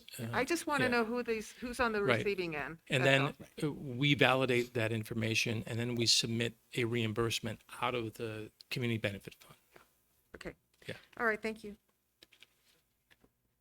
So we give them the check after they've spent the money? No. Or we check before it? Yes, sir. We give them the money, and now they have an agreement that specifically focuses on what they should be spending on and what they need to do in order to receive and retain that amount. During COVID, this last round, there were some nonprofits that were challenged a little bit because they hadn't been operating. So we discussed some of the things they can do as they get their programs back up and operating. So we're working, we have a point of contact, and we engage at the signatory for these nonprofits. The agreement is fairly specific what they need to do in order to retain that money. And just to clarify, right now we're talking about $118,000 for this next year. Yes, and I think there's a very small balance from last year, like $35 or 66, thank you. Okay, and then we already have an idea that the port's gonna ask for $50,000 Not necessarily. for for another monument, right? I would assume that that would probably be one of the projects, and that's why we included partially funded projects in here, including the art Yeah, museum. because I'm pretty sure that's what they're gonna do, because at this city port committee, their ideas, they're gonna be doing $50,000 for the next 4 years for some of their ideas, which I think are pretty cool, but. I think they're good ideas, but, you know, we haven't even got started on it yet. I mean, we discussed it conceptually, and now in here, there's a $37,000 deficit, if I'm reading this correctly. So, you know, $118,000 isn't going to go that far if we've already obligated 37,000. So I would hope that we could pause a little bit and get on top of the projects that are still outstanding, notwithstanding the monuments, because it's going to grow. I'm not quite sure I understand. There are no deficits. We've only, Says right we've only here. approved up to a certain amount, so. Deficit's a bad word. I think it says here an additional 37,000 for funding. For the mural? For the mural. Right, so, Yeah. right. So that means that we're obligated to provide $37,000 of this year's 118,000 to play catch up, basically. So Right. So my concern is that, are we not going to be able to service our nonprofits with the community benefit fund if decisions have already been made? I mean, because if we're going to have to follow through on this, it's a 3-year, 4-year monument involving 3 or 4 Right. different So- Chumash. I understand now. Thank you, Councilmember Agama. So ultimately, it's the council and the port's decision whether to continue to fund these projects or to not fund them, skip a year, fund nonprofits, all those type of things. So ultimately, that decision resides with both the council and the port. I included in there because if we do want to continue a partially funded project, I just want to make sure council was aware that we're at this stage with this project, and that if we want to, take it to the finish line, this is what we need to do in order to get there. So it's still the council's prerogative on what they want to support. But who's going to provide the leadership for moving the project forward? Like, who's going to? We have a committee for the mural project. Right, so. Well, we've had a committee for over a year now. Right, and there's been quite a bit of discovery and But what are we? analysis, and then we also Right, are. I get all that, but are we in a position to approve the next step of that project and know the costs? Yes, that estimate is based on the research that both council Is it in members here? committee and, no, it's just a It was summary, submitted, right. it was submitted earlier, when the project was first discussed, the cost estimate and what it was based on. At this time, I'd like to do a little bit of a brainstorming session so that we can add potential projects that are of interest to like the council. And then we can, when we balance it all together, we can see what we're able to do and prioritize. Well, for the life of me, I can't understand why we have Wainimi Park sand enhancement, $20,000. Like, who came up with that? I mean, we have a $15 million budget for dredging. Okay, this is not for replenishment, it's for maintenance along some of our amenities, specifically volleyball courts. So that Okay. we can bring in sand and then groom the sand at those courts. Okay. Charles, you have a? Yeah, I just also wanted to clarify the list that you're looking at, the inclusion of the sand mitigation or sand maintenance item and the Miranda Park amenities item are erroneous. The list is a list of previously approved projects. So should we scratch them off? You can. All of the information there Erroneous? are previously appropriated community benefit fund dollars. And the intent was to provide council with information in response to a request of organizations that had been funded previously with community benefit fund dollars. So these are not proposed projects. It's just information about what organizations had previously been funded. Right, because I think I brought up the question as to whether or not we were going to continue funding for these organizations. So this enables us to look at what we've done in the past and decide if we want to continue funding in this manner. But I guess we have to keep in mind that the mural project still requires additional funding. I mean, there's a chance that we can bring the cost of the mural project down if we reduce the size of the mural, but So we're that, not even in the mural phase, though. That looks like it's like phase 4. yeah, we can't get, no, there's no phases for the mural. That's for the statue. It's phase 4. No, that's referring to the phase 4. I think that's referring to the statue, is it not? No, the statute's phase Well, 1. BARD is phase from my 1. memory, Phase 2 is BCE and ILW. I apologize if the report is confusing. Very confusing. Phase 4, Phase 4 is phase 4 is the maintenance component of supporting the 3 public Okay. monuments. Okay. The public mural, which is bolded and underlined, is a separate item. But it appears that the port is suggesting that we fund 50,000 a year for the next 4 years to achieve whatever goal they have in mind. So, okay, so then we have to decide whether we agree with that, number one. Number two, we have to decide which nonprofits do we want to continue to support? You know, I mean, I see real value in some of these, and notwithstanding Councilmember Hernandez's request to get additional information, I think just supporting caregivers in our community is important. The Children's Workshop appears to be extremely important. Real Guppies, we know that. So just trying to understand how much funds will we have available to put into these real impact programs that help get kids involved in programming. Well, So- I was going to say that what we can do is go through the list and sort of determine whether it's a keeper. Right, but If I could recommend a process. but if we go with the port already obligating $52,000 or whatever it is out of the 118, we need to know what's our budget for the next. Well, we don't have to necessarily do that, though. I mean, that'll be a decision of our council, whether you want the port communities to support not only ours, but like some of the things that they've come up with. And they're probably going to be adversely going back and supporting or not supporting our things.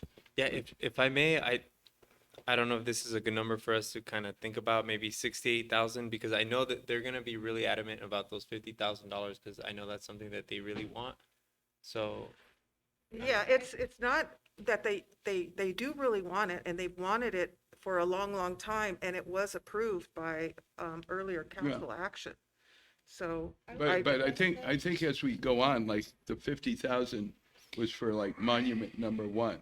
I But- don't think we've gotten so far as monument 2, Okay. 3, 4. Okay. You know, I mean, So- like the That would be for another 200,000. year. I mean, and that's, we We can we have room to negotiate on Yeah. that. Yeah, so I'd like the- to negotiate. I would agree that we could do BARD as phase 1, then have something we would like to choose, like the Chumash be phase 2, and then they can go back to, that's their request, phase. I agree.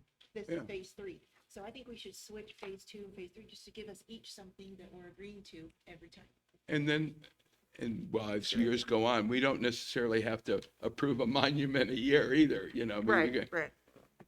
So, If I could recommend a process. Okay. The opportunity here is really to identify a project that you think should be on this community benefit list for council, right? And then prioritize those projects, and then the amount that is available to fund those projects would be defined by the top level amount of $118,000. And so there'd be a cut line. But you would prioritize as a council all the projects that we've identified as potential community benefit projects. And But projects takes the nonprofits out of it, like. when I So- say profit, project, I do mean the sponsorships too. So then what? Yes, what sir. I would think might be a better way is for the council to decide, okay, which ones do we want to continue supporting first? Yeah. And then we have a budget. And in many cases, these aren't necessarily, once we approve them, every year thereafter, we don't necessarily have to approve them. Well, It could be a one-time thing. Right, but or it what- could be a multiple thing. So maybe if we go through the existing projects, why don't we go through the existing projects and we'll kind of get a sense of like the majority wants to move forward on each one. Okay, and then that'll at least begin to maybe narrow it down. And coastal keepers. Well, Mayor Rollins, if I may, I wanted to give out some of my ideas, and I thought maybe it'd be kind of good for all of us to say our ideas before we even go through this list and approve it. Okay, so shall we put in your suggestion, so we put in new ideas and add them to the list and then go through those? I mean, I'm sensing that's what you're saying. But I don't want to be here all night either. Well, I can give my 3 Yeah, let's points. let's go with what Bobby has suggested. Give us. Okay, and then I don't necessarily think we need to make a decision tonight as far, but we have the list down, because this will take a while, I think. Yeah, and this, this is an iterative process. This is to start the discussion. I know the port's going to ask for a joint committee meeting Yeah. in the very near future, but we want to make sure that as a council, we've got a comprehensive list that's prioritized that we can. And the council's approved with it, yeah. confidence, the council is going to bring with the committee members. Okay, so opening salvo. Okay, so I have 3. Okay. So it just happens to be that one of them's already on the list, but picnic tables and benches at parks, painting the lifeguard towers, and bonfire pits at the beach. So those were my 3 ideas. Okay, bonfire. And then, yeah, those are my Bonfire ideas. pits and the painting lifeguard. Towers. Do you have cost estimates on those? Okay. I don't- And this is, I don't mean to interrupt, Mayor Pro Tem. We have 18 concrete tables for the beach. There's a back order, but we expect them to be installed in October, the third week of October. So anyway, that's a priority. We maybe have other funding sources, but at least that's a priority for you for the community benefit fund. Great. How about anybody? I have some. I'm ready. I'll let you defer to you guys. Oh, Okay.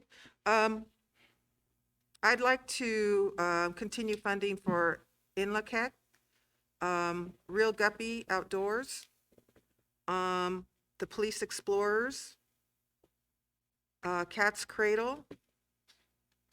And I also wanted to donate or just cover the cost of cameras for the Audubon Society. I would say That's a new one. it's a new one. Okay. So it's not a lot. It's about $500. They're looking Okay. for to replace the cameras that have been stolen out on Ormond Beach. Okay, so what I've done is I put a check. Actually, I'll put a Laura. I'll be on those 4 items, and then the new one would be the cameras for the Audubon Society. Yes. And Mayor, if it's any easier for you, the Deputy City Manager is taking notes. Oh, great. Yeah. I was getting to be secretary to get this thing organized. Okay. I had, or you have some? What was your first one, Councilmember Hernandez? Oh, the first ones were to continue funding for Inlaket and Real Guppies and Police Explorers and Cat's Cradle. Okay, the one that I would like to add is, and the funding just depends on where it falls in place, is scholarship. What I heard tonight was a lot of new classes and programs that the Recreation Department's going to be offering. Some of those, just knowing the community, some of those. Let me continue. What? I was just wondering, are you going to propose that we fund the classes? No. Let him me finish. fin- I will tell you what I was proposing. What I would propose is a funding for scholarships for those kids who cannot afford to pay for the pricing of some of these classes. Yeah. Okay, well, I mean, so I added that, that's my addition to the list. Do you have a dollar amount? Sure, $15,000. It's a lot. 15. Well, maybe 5 when we kind of vet this thing out. Okay, I think it helps if you have a dollar amount in mind. Okay, well, I'm gonna jump in there. Okay. So I think the Community Benefit Fund, that we should really focus on youth activities, youth engagement, and I think we've done that in the past, and I'd like to see that continue. So anything youth, I'm for. I really like the fact that we supported Hueneme High School. They're having success in their sporting events, and we provided them $5,000. I believe Real Guppies, Coastal Keepers in Lakek, children's workshop. I mean, I think anything that's going to benefit the youth of our community, I think is something that we should continue doing. Again, my concern is that these other bigger, bolder projects are going to begin to eat away at servicing the youth of our community, and that's a priority of mine. And I just want to be mindful of that. Police explorers, absolutely. I'm not sure about Cats in the Cradle. Perhaps we should. But again, my focus is on the youth of our community. So anything that's supporting the youth in here. Navy League, I think that's something that is a very good program for the youth. I know they're very much engaged with the junior ROTC program. So I think the caregivers will get an explanation on what exactly that is. I think I agree with the Councilmember Hernandez. It's like we should know exactly what these are, because I think it's great for us to talk about it in the community. Hey, did you know we have this program, that program? Look at the adult daycare program over there at Ocean View Pavilion. That is such a valuable program for our community. Then maybe perhaps we should think of supporting that with some donations. Yeah, I'd like that. Yeah. I would like to have us to have some kind of a Special Olympic program for those people who are disabled in our community. Some kind of a class or a program or something to that effect. So that would be something that I would like to see.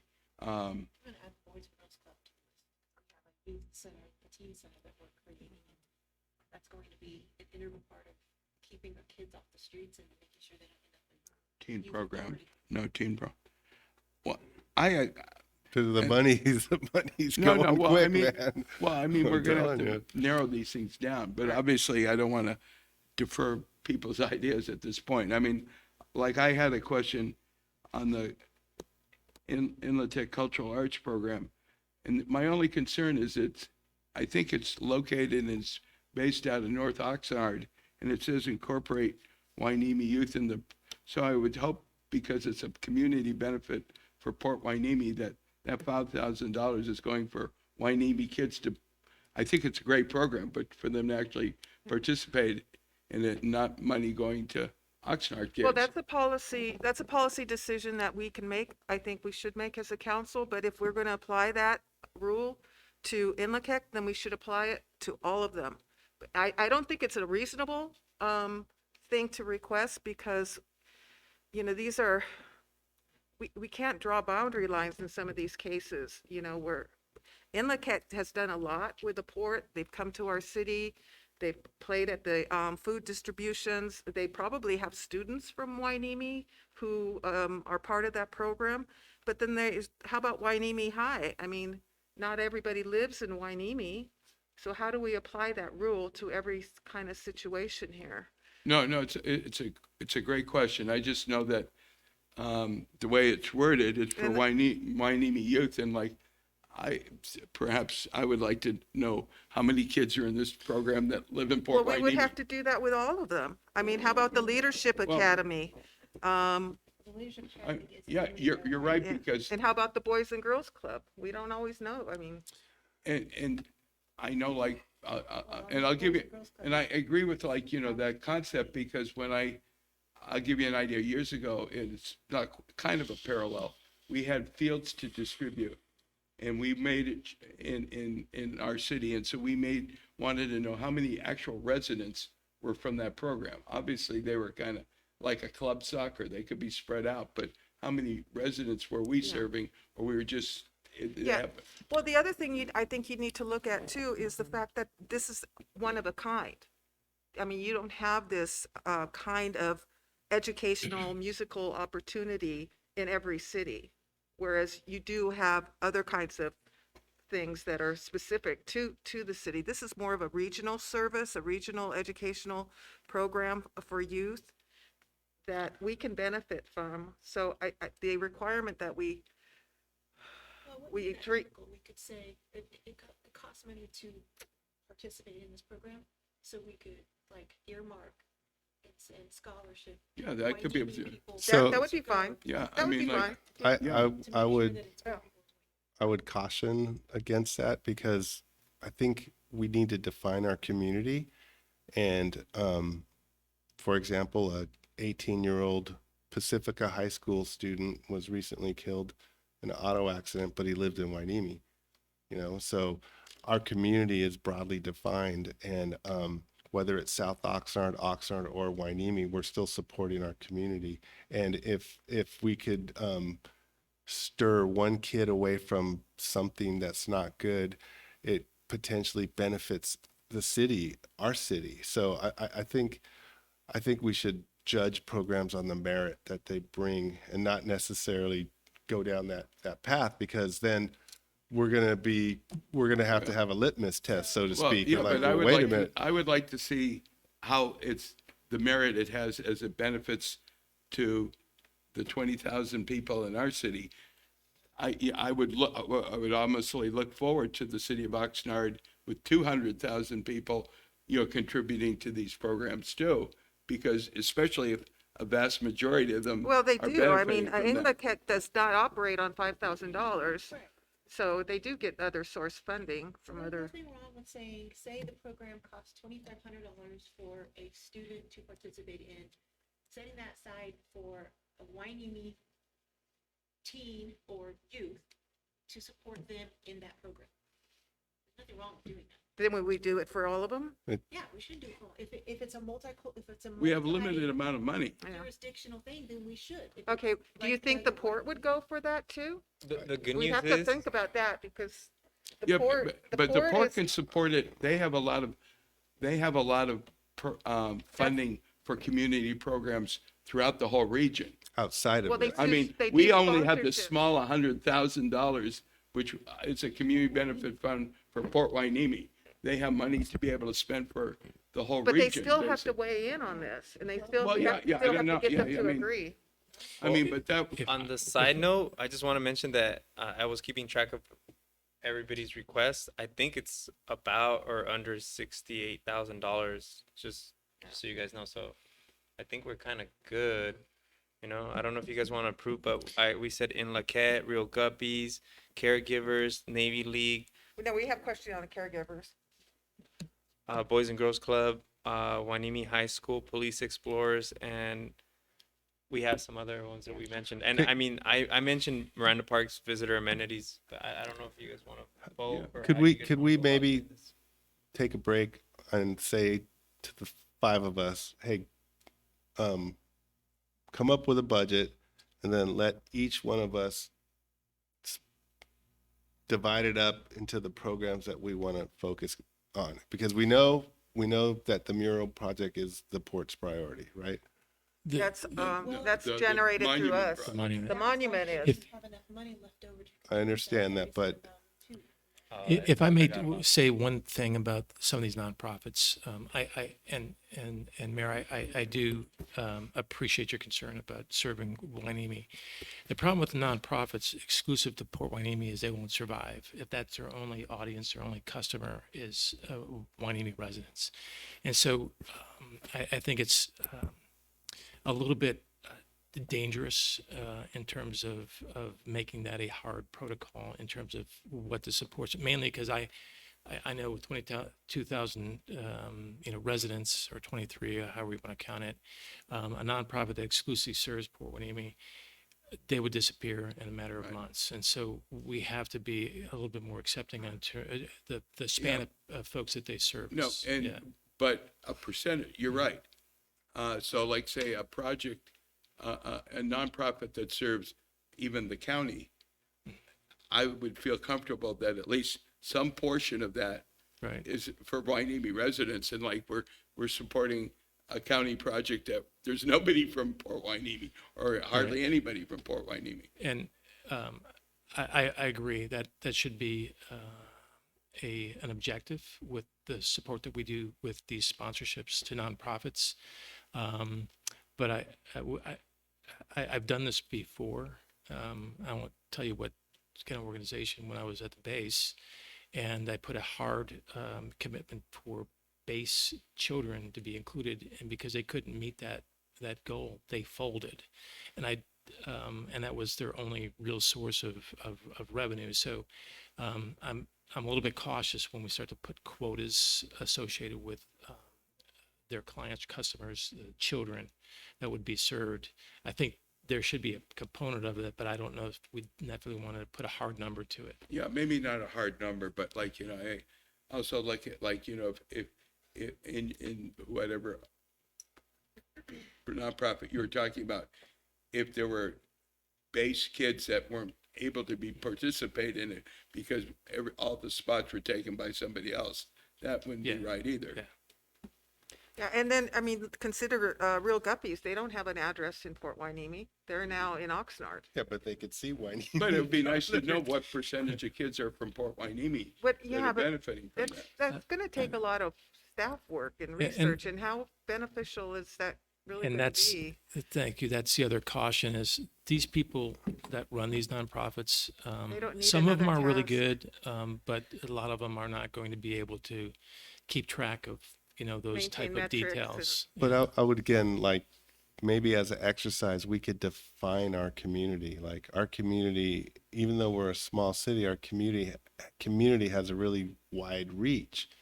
We have a shared interest with the Boys and Girls Club. They have a facility over there in Oxnard. They have a facility here in our city.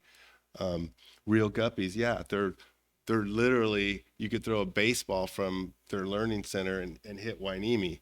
So, they're They can see basically, Russia. yeah, they're Well, plus basically, they operate a regular program Right. in Port Hueneme. I mean, Right. physically. right. They and do that. Yes, so that, yeah. And so kids come from Simi Valley, from West LA, they come from all over to go fishing with Real Guppies, and that's good. It's good for our community. It's good for the youth of the region. So, So then why don't we each pick two, put it on the list, fund it, and whatever's left over, it goes towards. well, I have more than two that I want to fund, and I think we have concurrence on the programs that we want I to just fund. wanted to add one more thing, because I know that Mayor Pro Tem has pretty much tracked the list, and I know that Mr. Peretz is also. Does the senior luncheon have enough funding? Because I know that there's a focus on youth, and recreation and park programs, but what about our seniors? I think that's all covered. We have always had, or recently, generous cannabis 1% community benefit as well.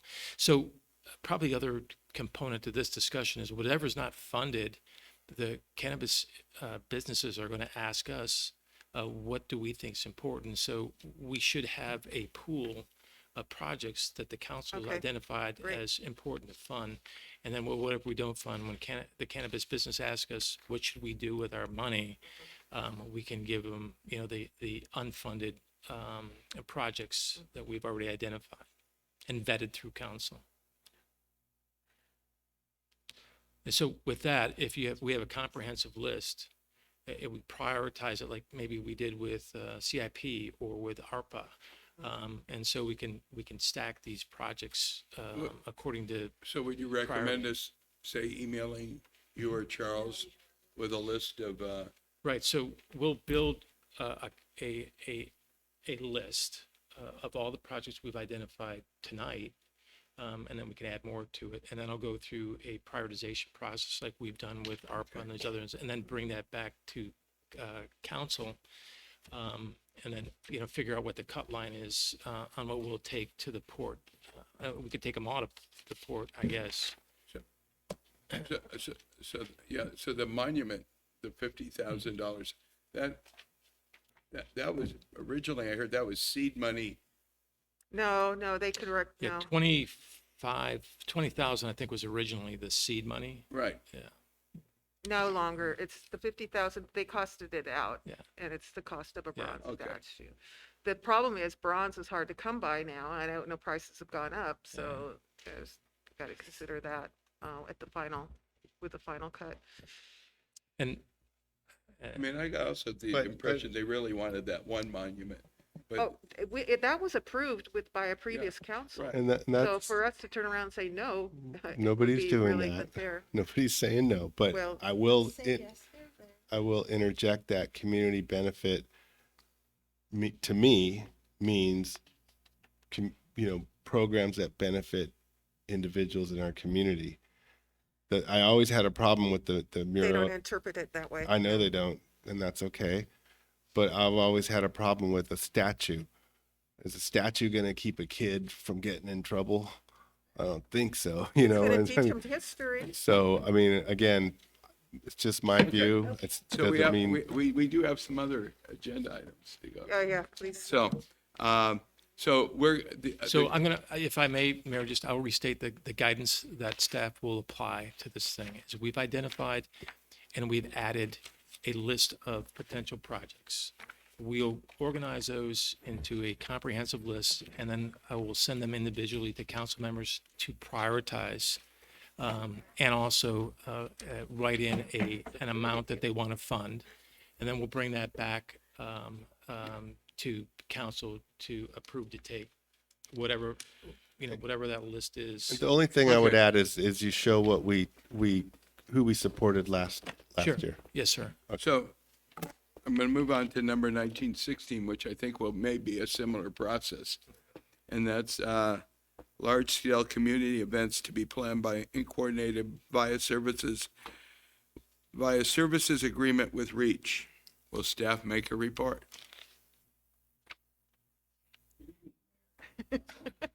Well, good evening. Item 16 pertains to council discussion and creation, hopefully, of a prioritized list of community events that the council wishes to see. As you may recall, earlier this year, the council authorized the city manager to enter agreement with REACH for professional services to plan and execute large-scale events. The idea was that such events would be tied to strategic pillars. They are specifically promoting community pride, connecting people with the city's history, and promoting tourism and economic development. At that time, a preliminary list of projects was introduced to the council just as a conceptual idea of what types of events might be provided through this agreement. And there's a commitment to return to the council with a more comprehensive list and an opportunity for the council to provide direction on which events you wish for REACH to perform on the city's behalf. So the report before you provides a expanded list. It's intended simply as a list of items for the council to consider. Certainly, council members can propose additional new ideas that are not. Again, the idea is to create a list of prioritized events that is election that the council wishes to see implemented in the future. Those receiving highest priority will be vetted by REACH, will be assessed based on feasibility, timing, expense, and any other potentially limiting factors. And that information will be returned to council in October to what we're targeting with information about feasibility of implementing such large-scale events. Again, the purpose of this item is to allow council to provide feedback and direction regarding large-scale events and wishes to see implemented through our services. So would we look at a timeline? For example, one of the ideas I have is perhaps having a Memorial Day parade to start off the summer season, and then maybe in July, end of July, have a big event, maybe a Hueneme Beach Recreation and Lifeguard Challenge, or I don't know, something like that. But if we could look at a calendar and say, okay, what do we want our spring to end of summer to look like? And then obviously we got Beach Festival at the end of August. Maybe we need something uniquely Hueneme in July. And maybe we could have a parade that starts off the whole summer thing, because the parade, that's what I've been dying to Charles, get can you going write, on. can you write down some of his ideas? Caution getting too many events at the same time because there's one person that run this. No, I'm proposing an event at the All in the beginning. summer. You're proposing something that's in the summer that takes the beach festival months to prepare as it is. So look at the person who is who is running this program and putting everything together, and not jam packing her schedule through the summer with 4 different events. Space them out, maybe seasonally, so there's breathing room and time to plan each one appropriately. Because if you're going to give a 4th of July festival, Memorial Day festival, and have her do the beach festival all at the same time, I didn't suggest that. What, but addressing her point is a lot of these activities seem to could be mishmashed in between Maya's responsibilities or Reach's responsibilities and the staff's, recreational staff's responsibilities and how they're divvied out. I mean, I look at a lot of these things that I can see would be recreation taking the lead on it, and some of them perhaps Reach taking the lead on, or they could be activities that neither one of them take charge of, but we nonetheless facilitate another organization to run it as part of that. that is true. But right now, this agenda item is about the events we're assigning to Reach. And prioritizing. Yes. So Okay. we need to consider that fact that it's one person, and we need to make sure that they have appropriate time in between each event to plan them appropriately. Yeah, and I agree with Councilmember Perez. And then just to clarify, it's 5 events? 4 plus the beach festival.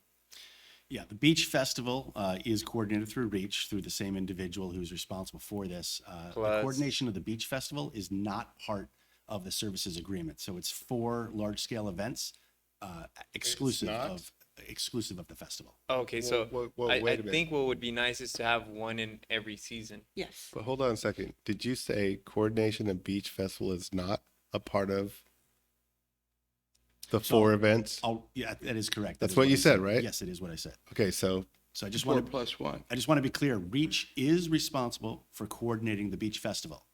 The beach festival is not one of the 4 events that Reach will coordinate on the city's behalf as part of our services agreement. okay, Yeah, so so- back to the idea of a calendar. How far do we want to space them out? Let's have a seasonal. Let's have one every Yeah. season. Well, let's figure out the idea. Can I make, I Yes. didn't have a chance to comment on this. Next year's going to be different for us. It's not going to be like a normal year because it's our anniversary. And it just says Port Hueneme 75th anniversary event. I think we definitely have to do something for our anniversary. What month is that? Do you know? March. March. And maybe what we can do is combine that with a parade for the anniversary. I think that's a good idea. Yeah. So we'd kill 2 birds with 1 stone. So number 4, number 1 combined Yeah, we do a Port Hueneme anniversary parade. In March in March. or April or And to open spring. Yeah. a spring event.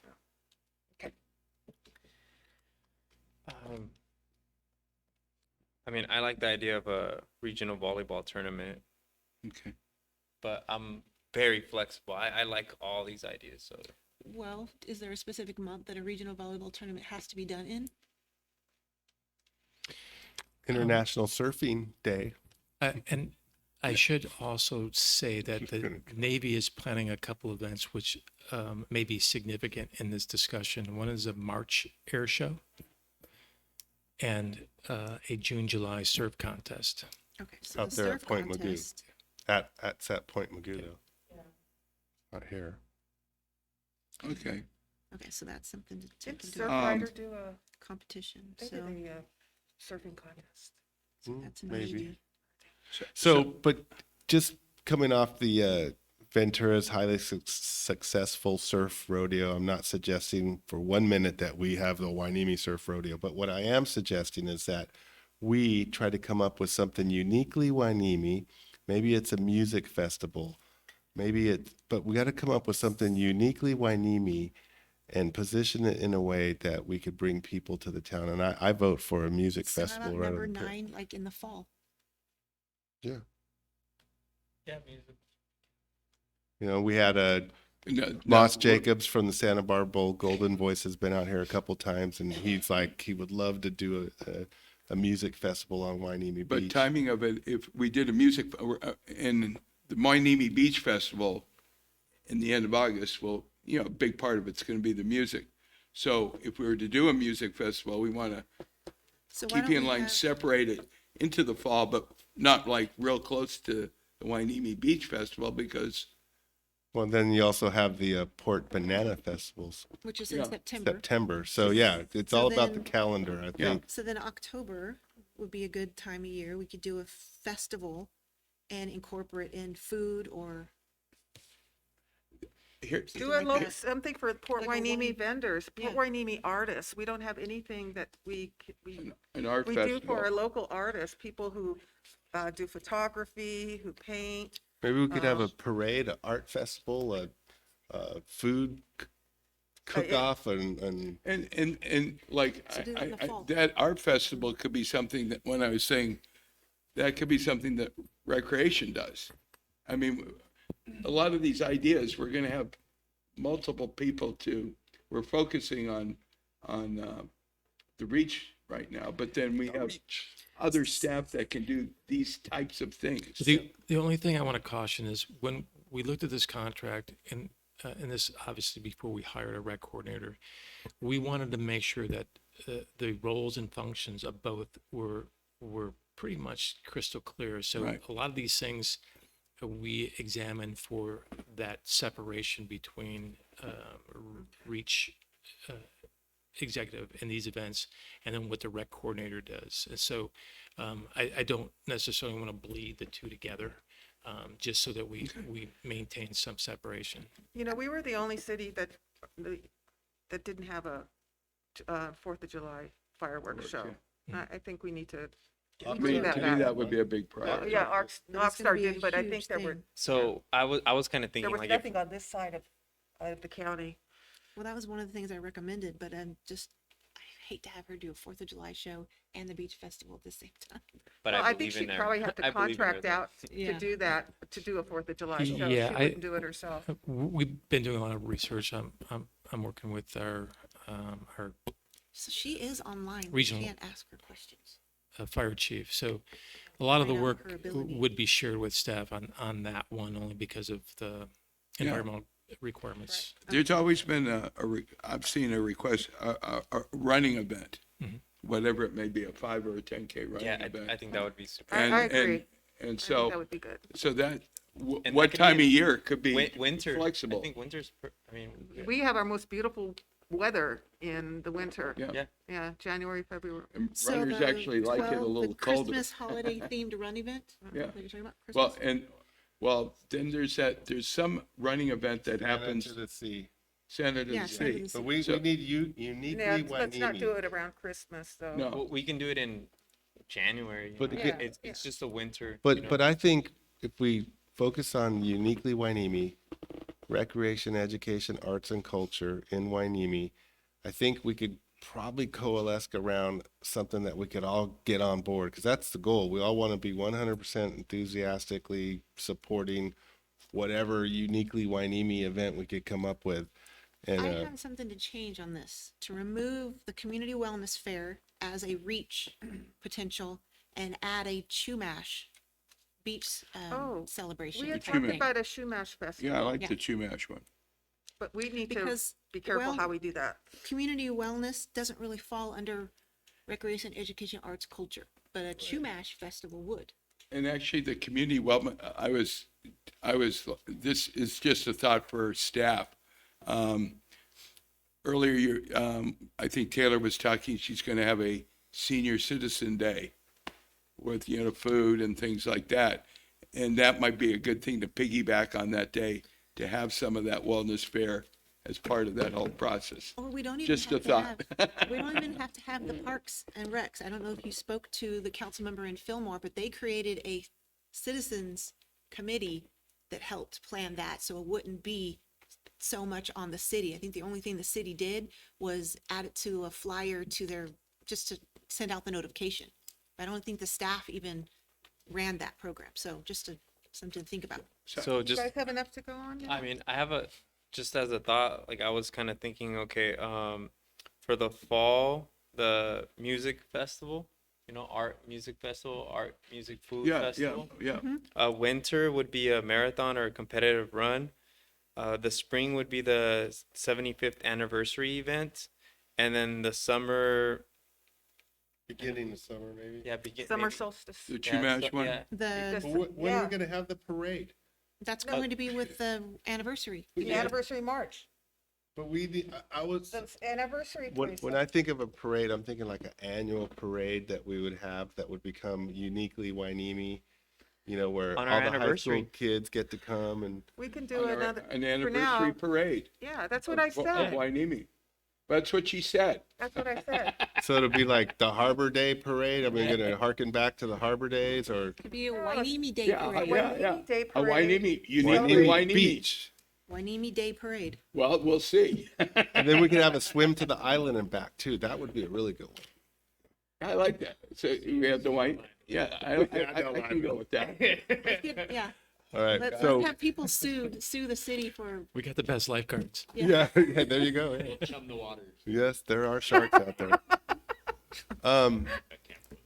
all right. So Okay. want to scale it down? We had like lots of ideas here. So do No, you I have a think the list way going? I think Mayor Bobby- Pro Tem yeah. presented it is The only one Good. I wasn't sure on was the summer one, but because I said fall food and music festival, winter would be the marathon, and then spring would be the anniversary / Parade. parade. So we'd have a joint What about a collaboration with the triathlon? city and Reach for the Well, 4th of that's a July race, celebration? that's a racing Yeah, event. something like that. No, that's I know, what but a was thinking. So a joint triathlon, collaboration with the city and Reach for the 4th of July thing? I could only walk, by the way. So Could swim. Summer. Is the Well, how Chumash about thing going to something- be part of this? It Okay. could be part of the Shumash celebration could be part of the summer solstice. We never celebrate, we don't have anything that we don't celebrate around the summer solstice. Everybody goes to Santa Barbara. Now they can come to Port Wainimi and avoid the crunch in Santa Barbara. Let's have the world's largest So it'll drum be early circle. summer? Well, Because she's going to need time to do the Wainimi Beach Festival, which there's already But operating. she's not doing the Sa- Wainimi Beach Festival. yeah, She is, yes, she is. Oh, I thought But you see, said. that's in Oh, yeah. August. no, that's just Summer not part of the solstice would be- 4. That's Oh, a oh, standalone okay. festival Yeah. that's Oh, okay. automatic every year. So dates, let's see, we got June Yeah, solstice, she is Yeah, doing so the 21st of June. Wait. then we have the Wainimi Beach Festival. August. And then in October, fall, we have what was it?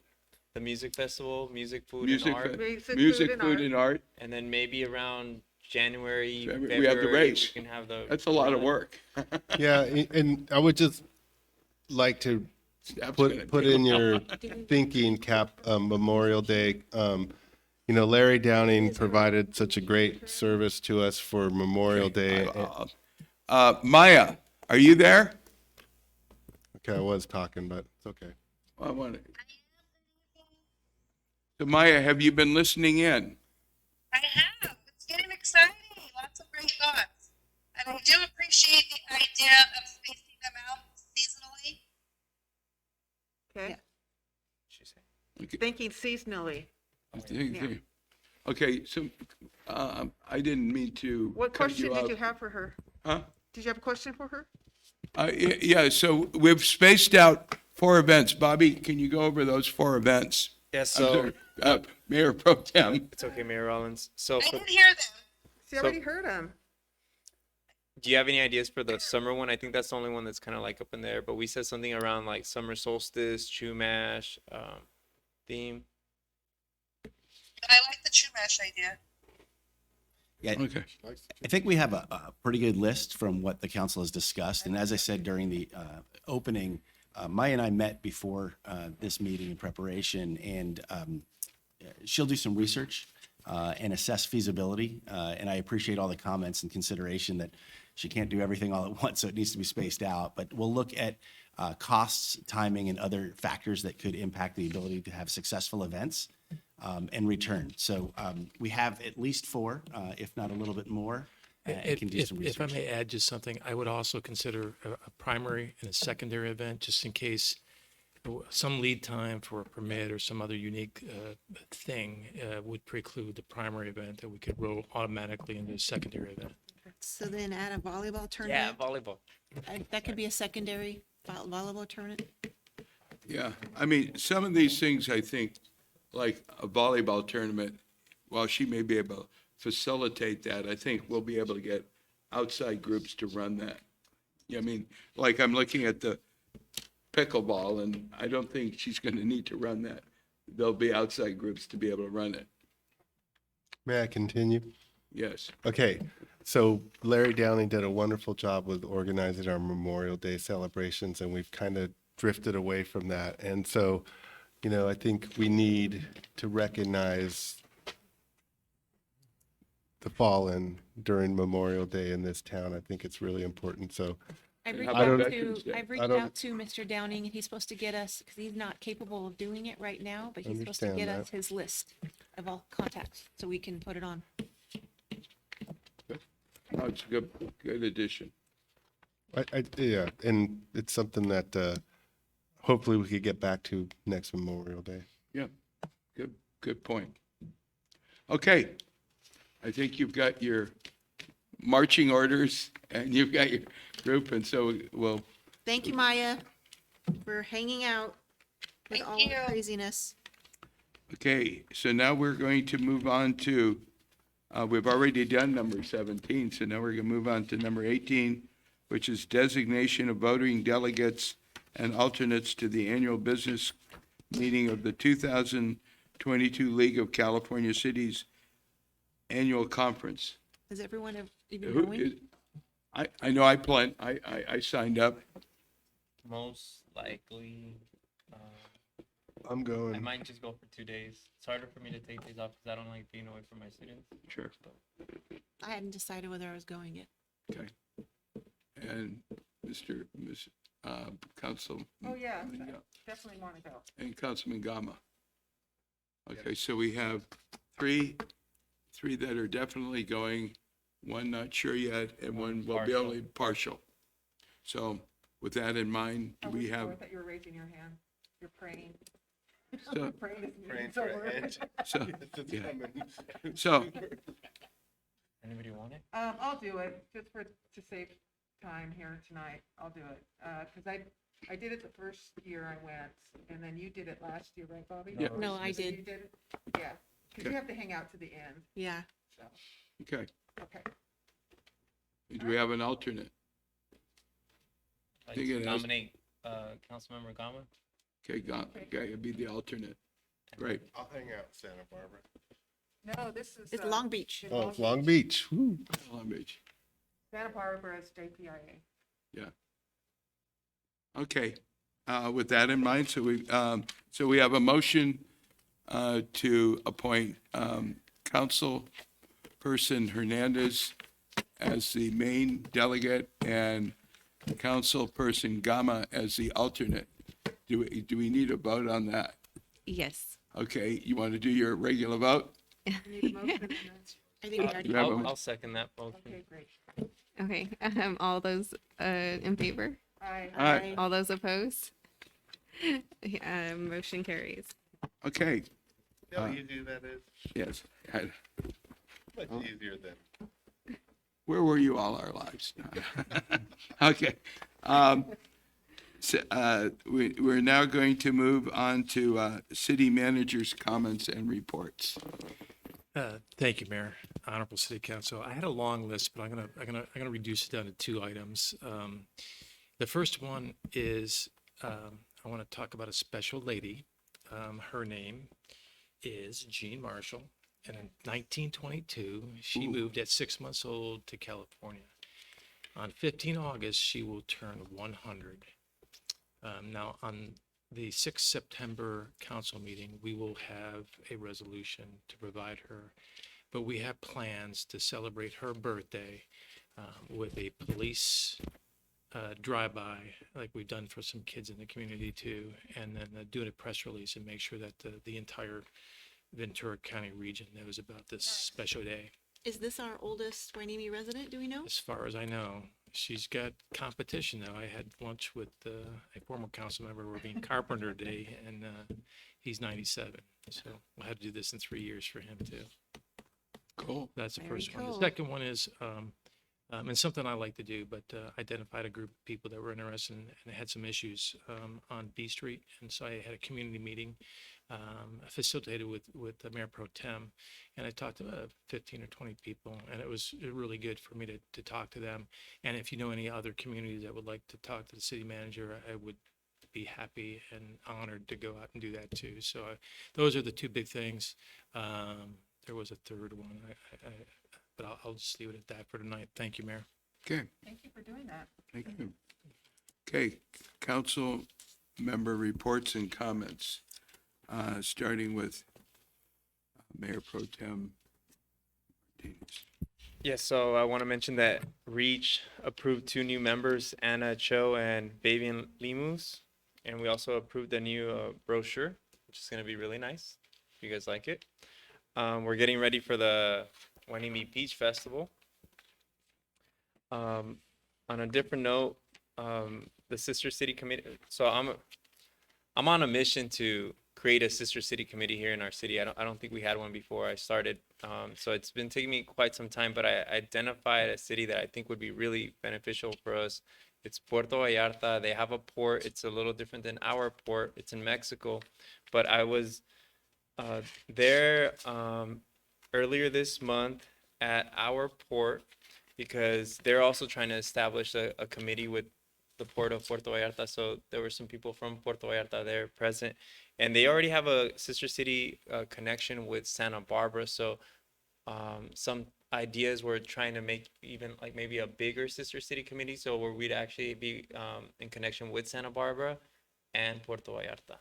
So just so you guys know, Have you talked to former Councilwoman Sylvia Schnapps, who started the Sister City? well, committee? I gave my number to Rollins to give to her, and I've been waiting. 'Cause she could probably give you a lot of background. Okay. on Yeah, what you but just- I've talked to Sylvia to kind of connect with them. Yeah, and I just haven't heard from her Yeah. at this point. Because it did exist before you. Okay. Yeah. And Puerto Vallarta was chosen as our sister city. So, But I don't know if there's been that connection that's been made at this point. yeah, there's a lot of work still to be Yeah. done. So. Okay. Council Oh, person. and I'm sorry. And lastly, No. ran the 3-point contest this past Saturday. I think it was very successful. We had our city manager present, city council member Gama, and Mayor Rollins was also there. And at this point, we've had over 60 different individuals participate in these events this year. Just so you know. Cool. Thank you. So I was reached out to by an organization, the state of California, who has created an initiative called All Children Thrive, and it's an initiative to expand the roles of cities and counties to prevent childhood trauma and to counter its effects and to foster healing, community healing, and resilience. So it's a 1-year initiative where I'll be meeting, and the first meeting is in August, where I'll go to Sacramento, and then hopefully we'll be able to contribute to that discussion on ways of helping the community members and children in our community who have one of the highest obesity rates in Ventura County. So that is one of the, I don't think I have anything else. Okay. Nope, I'm good. Okay. That's it. Councilperson Hernandez. Thank you, Mayor Rollins. I can't find my notes now. I jotted down what I was going to say on the back of one of these sheets, and now I can't find it. I did volunteer again for Habitat for Humanity. They are now closing down shop. The homes will be habitable soon. I think they have to connect electricity cable and they already have water established, but it was a good day working along with the project leaders there. Was also going to mention the Centenarian who's turning 100, and I'm glad that you're taking measures to recognize her, and I'm sure the family will very much appreciate it. And I already talked about the presentation I did last week in the city of Oxnard for home. So I think that's it. I'm just proceeding with my committee work and attending meetings as usual. And I guess that's all I have. Councilperson John? I attended the Beacon meeting last week, and it's just so gratifying to see the progress that Beacon is making as an organization, but more importantly, making on behalf of the city of Port Hueneme. And so it's kind of cool to see how it's developing, but we're a regional organization, and each participant gets to focus on their unique slice of the coast. And I think we with the introduction of Dr. Kiki Patch, I mean, she's just an amazing resource for coastal issues. And I think we all 3 years ago decided that we really need to focus on getting everyone to understand our unique issue with sand. And I think we've accomplished that over the last 3 years. And so we're still working, and there's a lot of good things going on. And I think Beacon has stepped up definitely and is being more of a partner with us, and I appreciate that. On the same vein, I attended the Ventura Council of Governments meeting last week, and I presented Hueneme Beach Sand Matters, and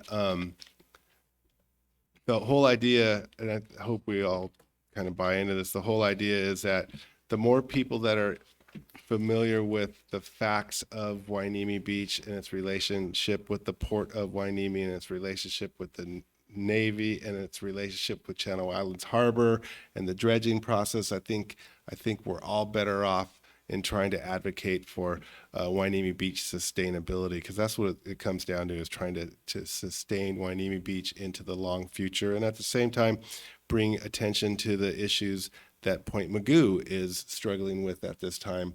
And it all relates to moving that sand around the corner, trying to mimic Mother Nature. And so I had this presentation, and then for some reason it didn't work, and I had to do it by talking and without photographs. And so anyways, we distributed the photographs. There was a technical error, and that's that. And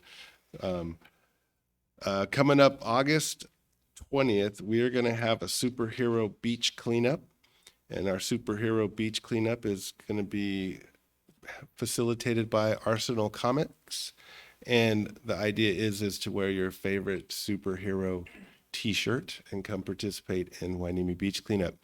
And the cool thing is we are approaching our 6th year of Saturday weekly beach cleanup, so we're really excited about that.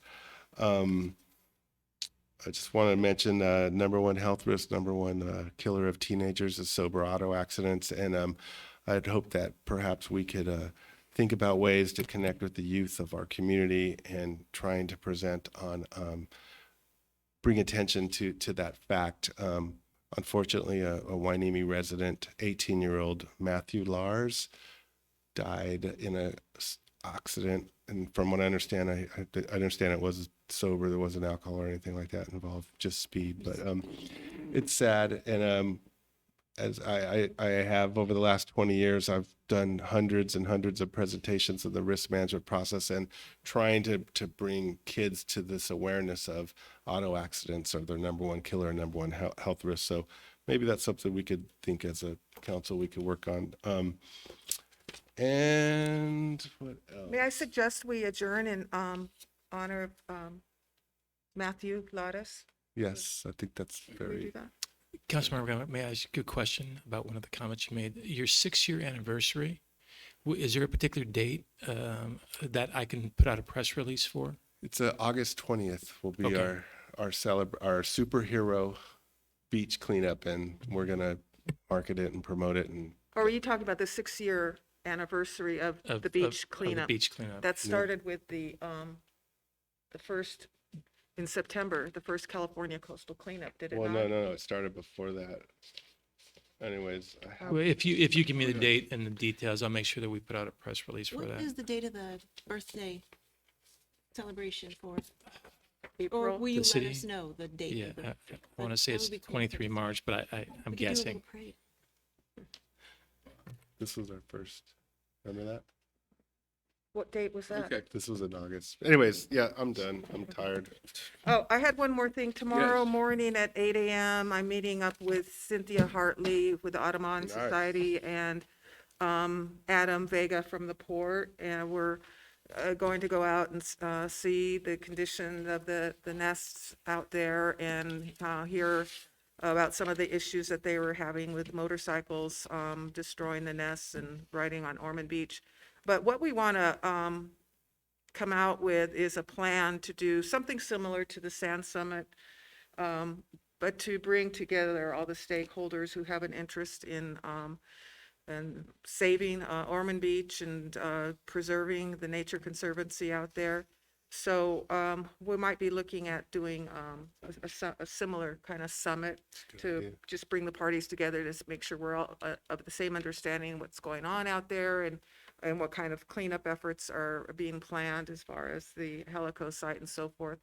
So more to come on that. Yeah, I was going to comment, like, I know when I first came to the community, they had an Ormond Beach task force that would be meeting pretty regularly, and then I haven't heard about it for a number of years, but they had some great plans and some great designs as to what they were going to be doing.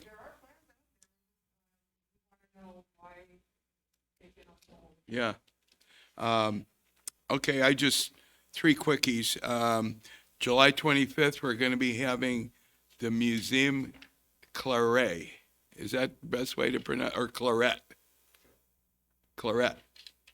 Oh, Charrette, the Charrette. And it's going to be an all-day function. It's going to be from 9 to 4. Miss Betty Bernig's one of the people who's a part of this. And, but we're, I guess, I'm not sure how at best, I know one of the things that the council requested is that they wanted to get some input from the council as I move forward, but I don't know how to do it without doing any kind of a Brown Act violation, so tell me. Okay, I will report back afterward. This Sunday, I was very proud to be the MC for the John Sharkey Memorial. It was well attended. They had former city managers, existing city managers, various different county supervisors, both in the past and currently. It was well received, and I know we had Councilperson Perez and Councilperson Hernandez. We did the walk.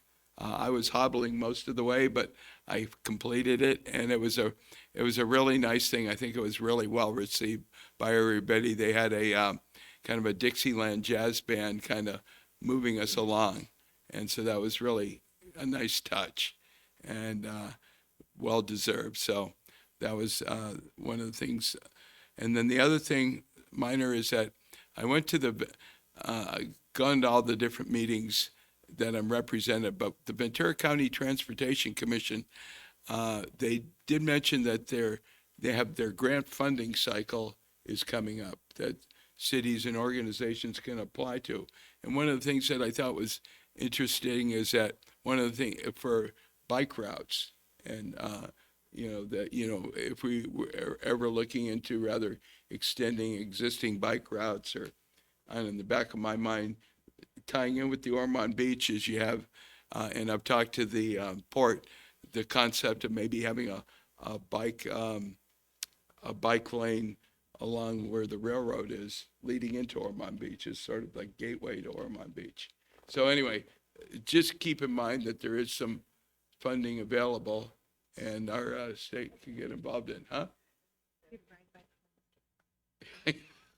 But You can be the tour guide for that. If we opened up access for Yeah. people to, because I think that Ormond Beach is a nice beach. I mean, Oh, yeah, they were, I think originally they had ideas of having a visitor center, the whole 9 yards. It's kind of cool.